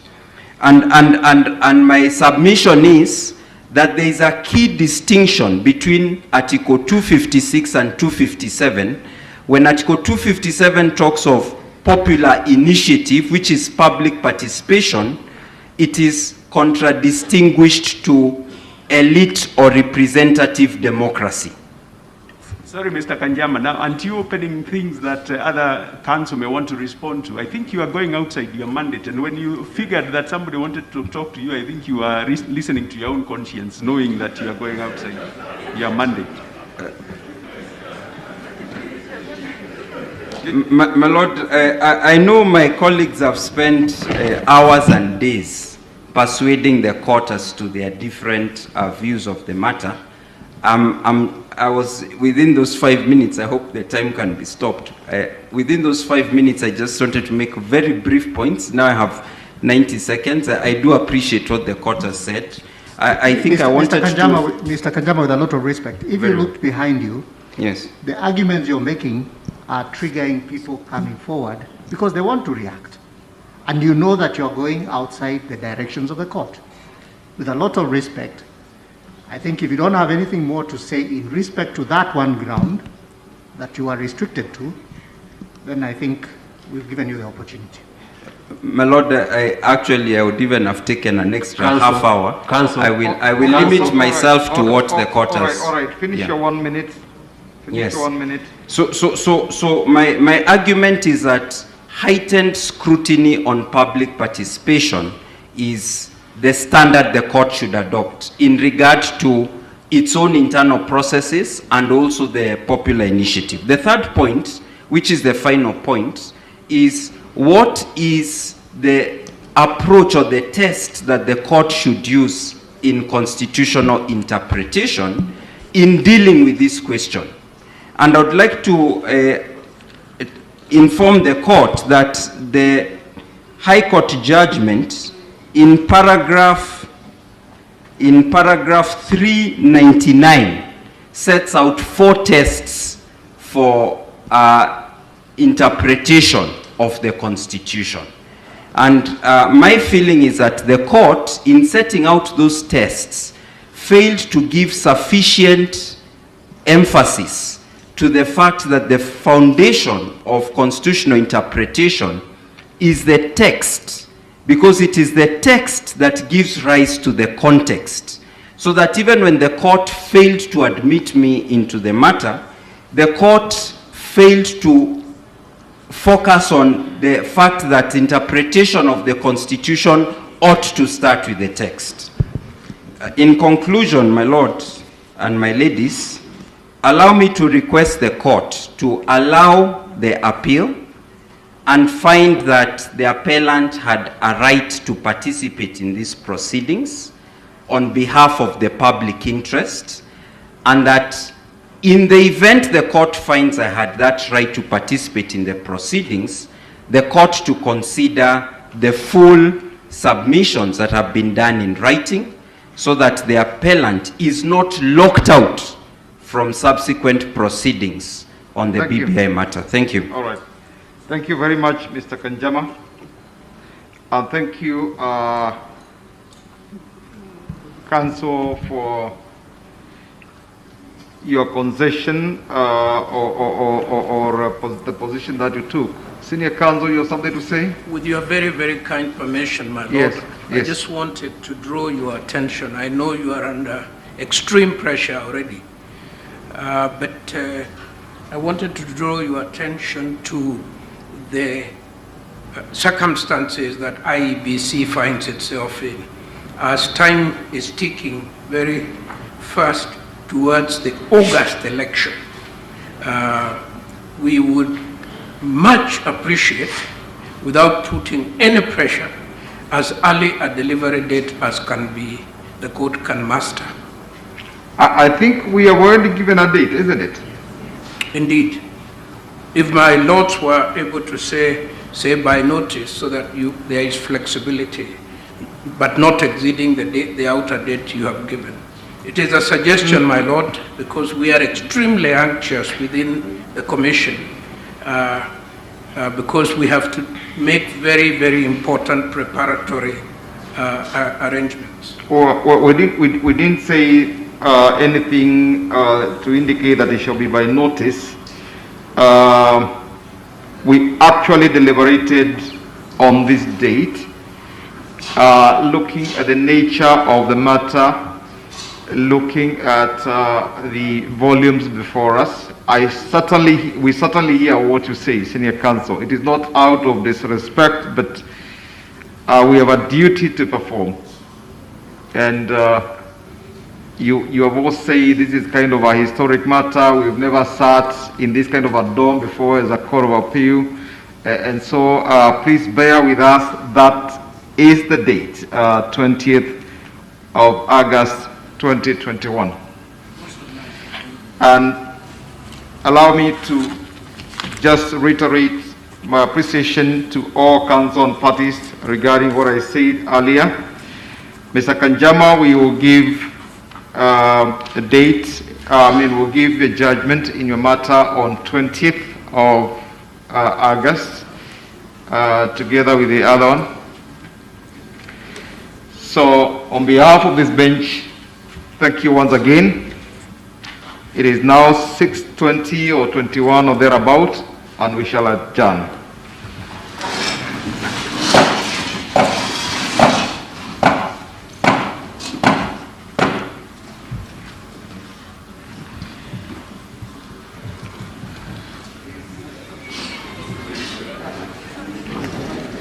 This conference is no longer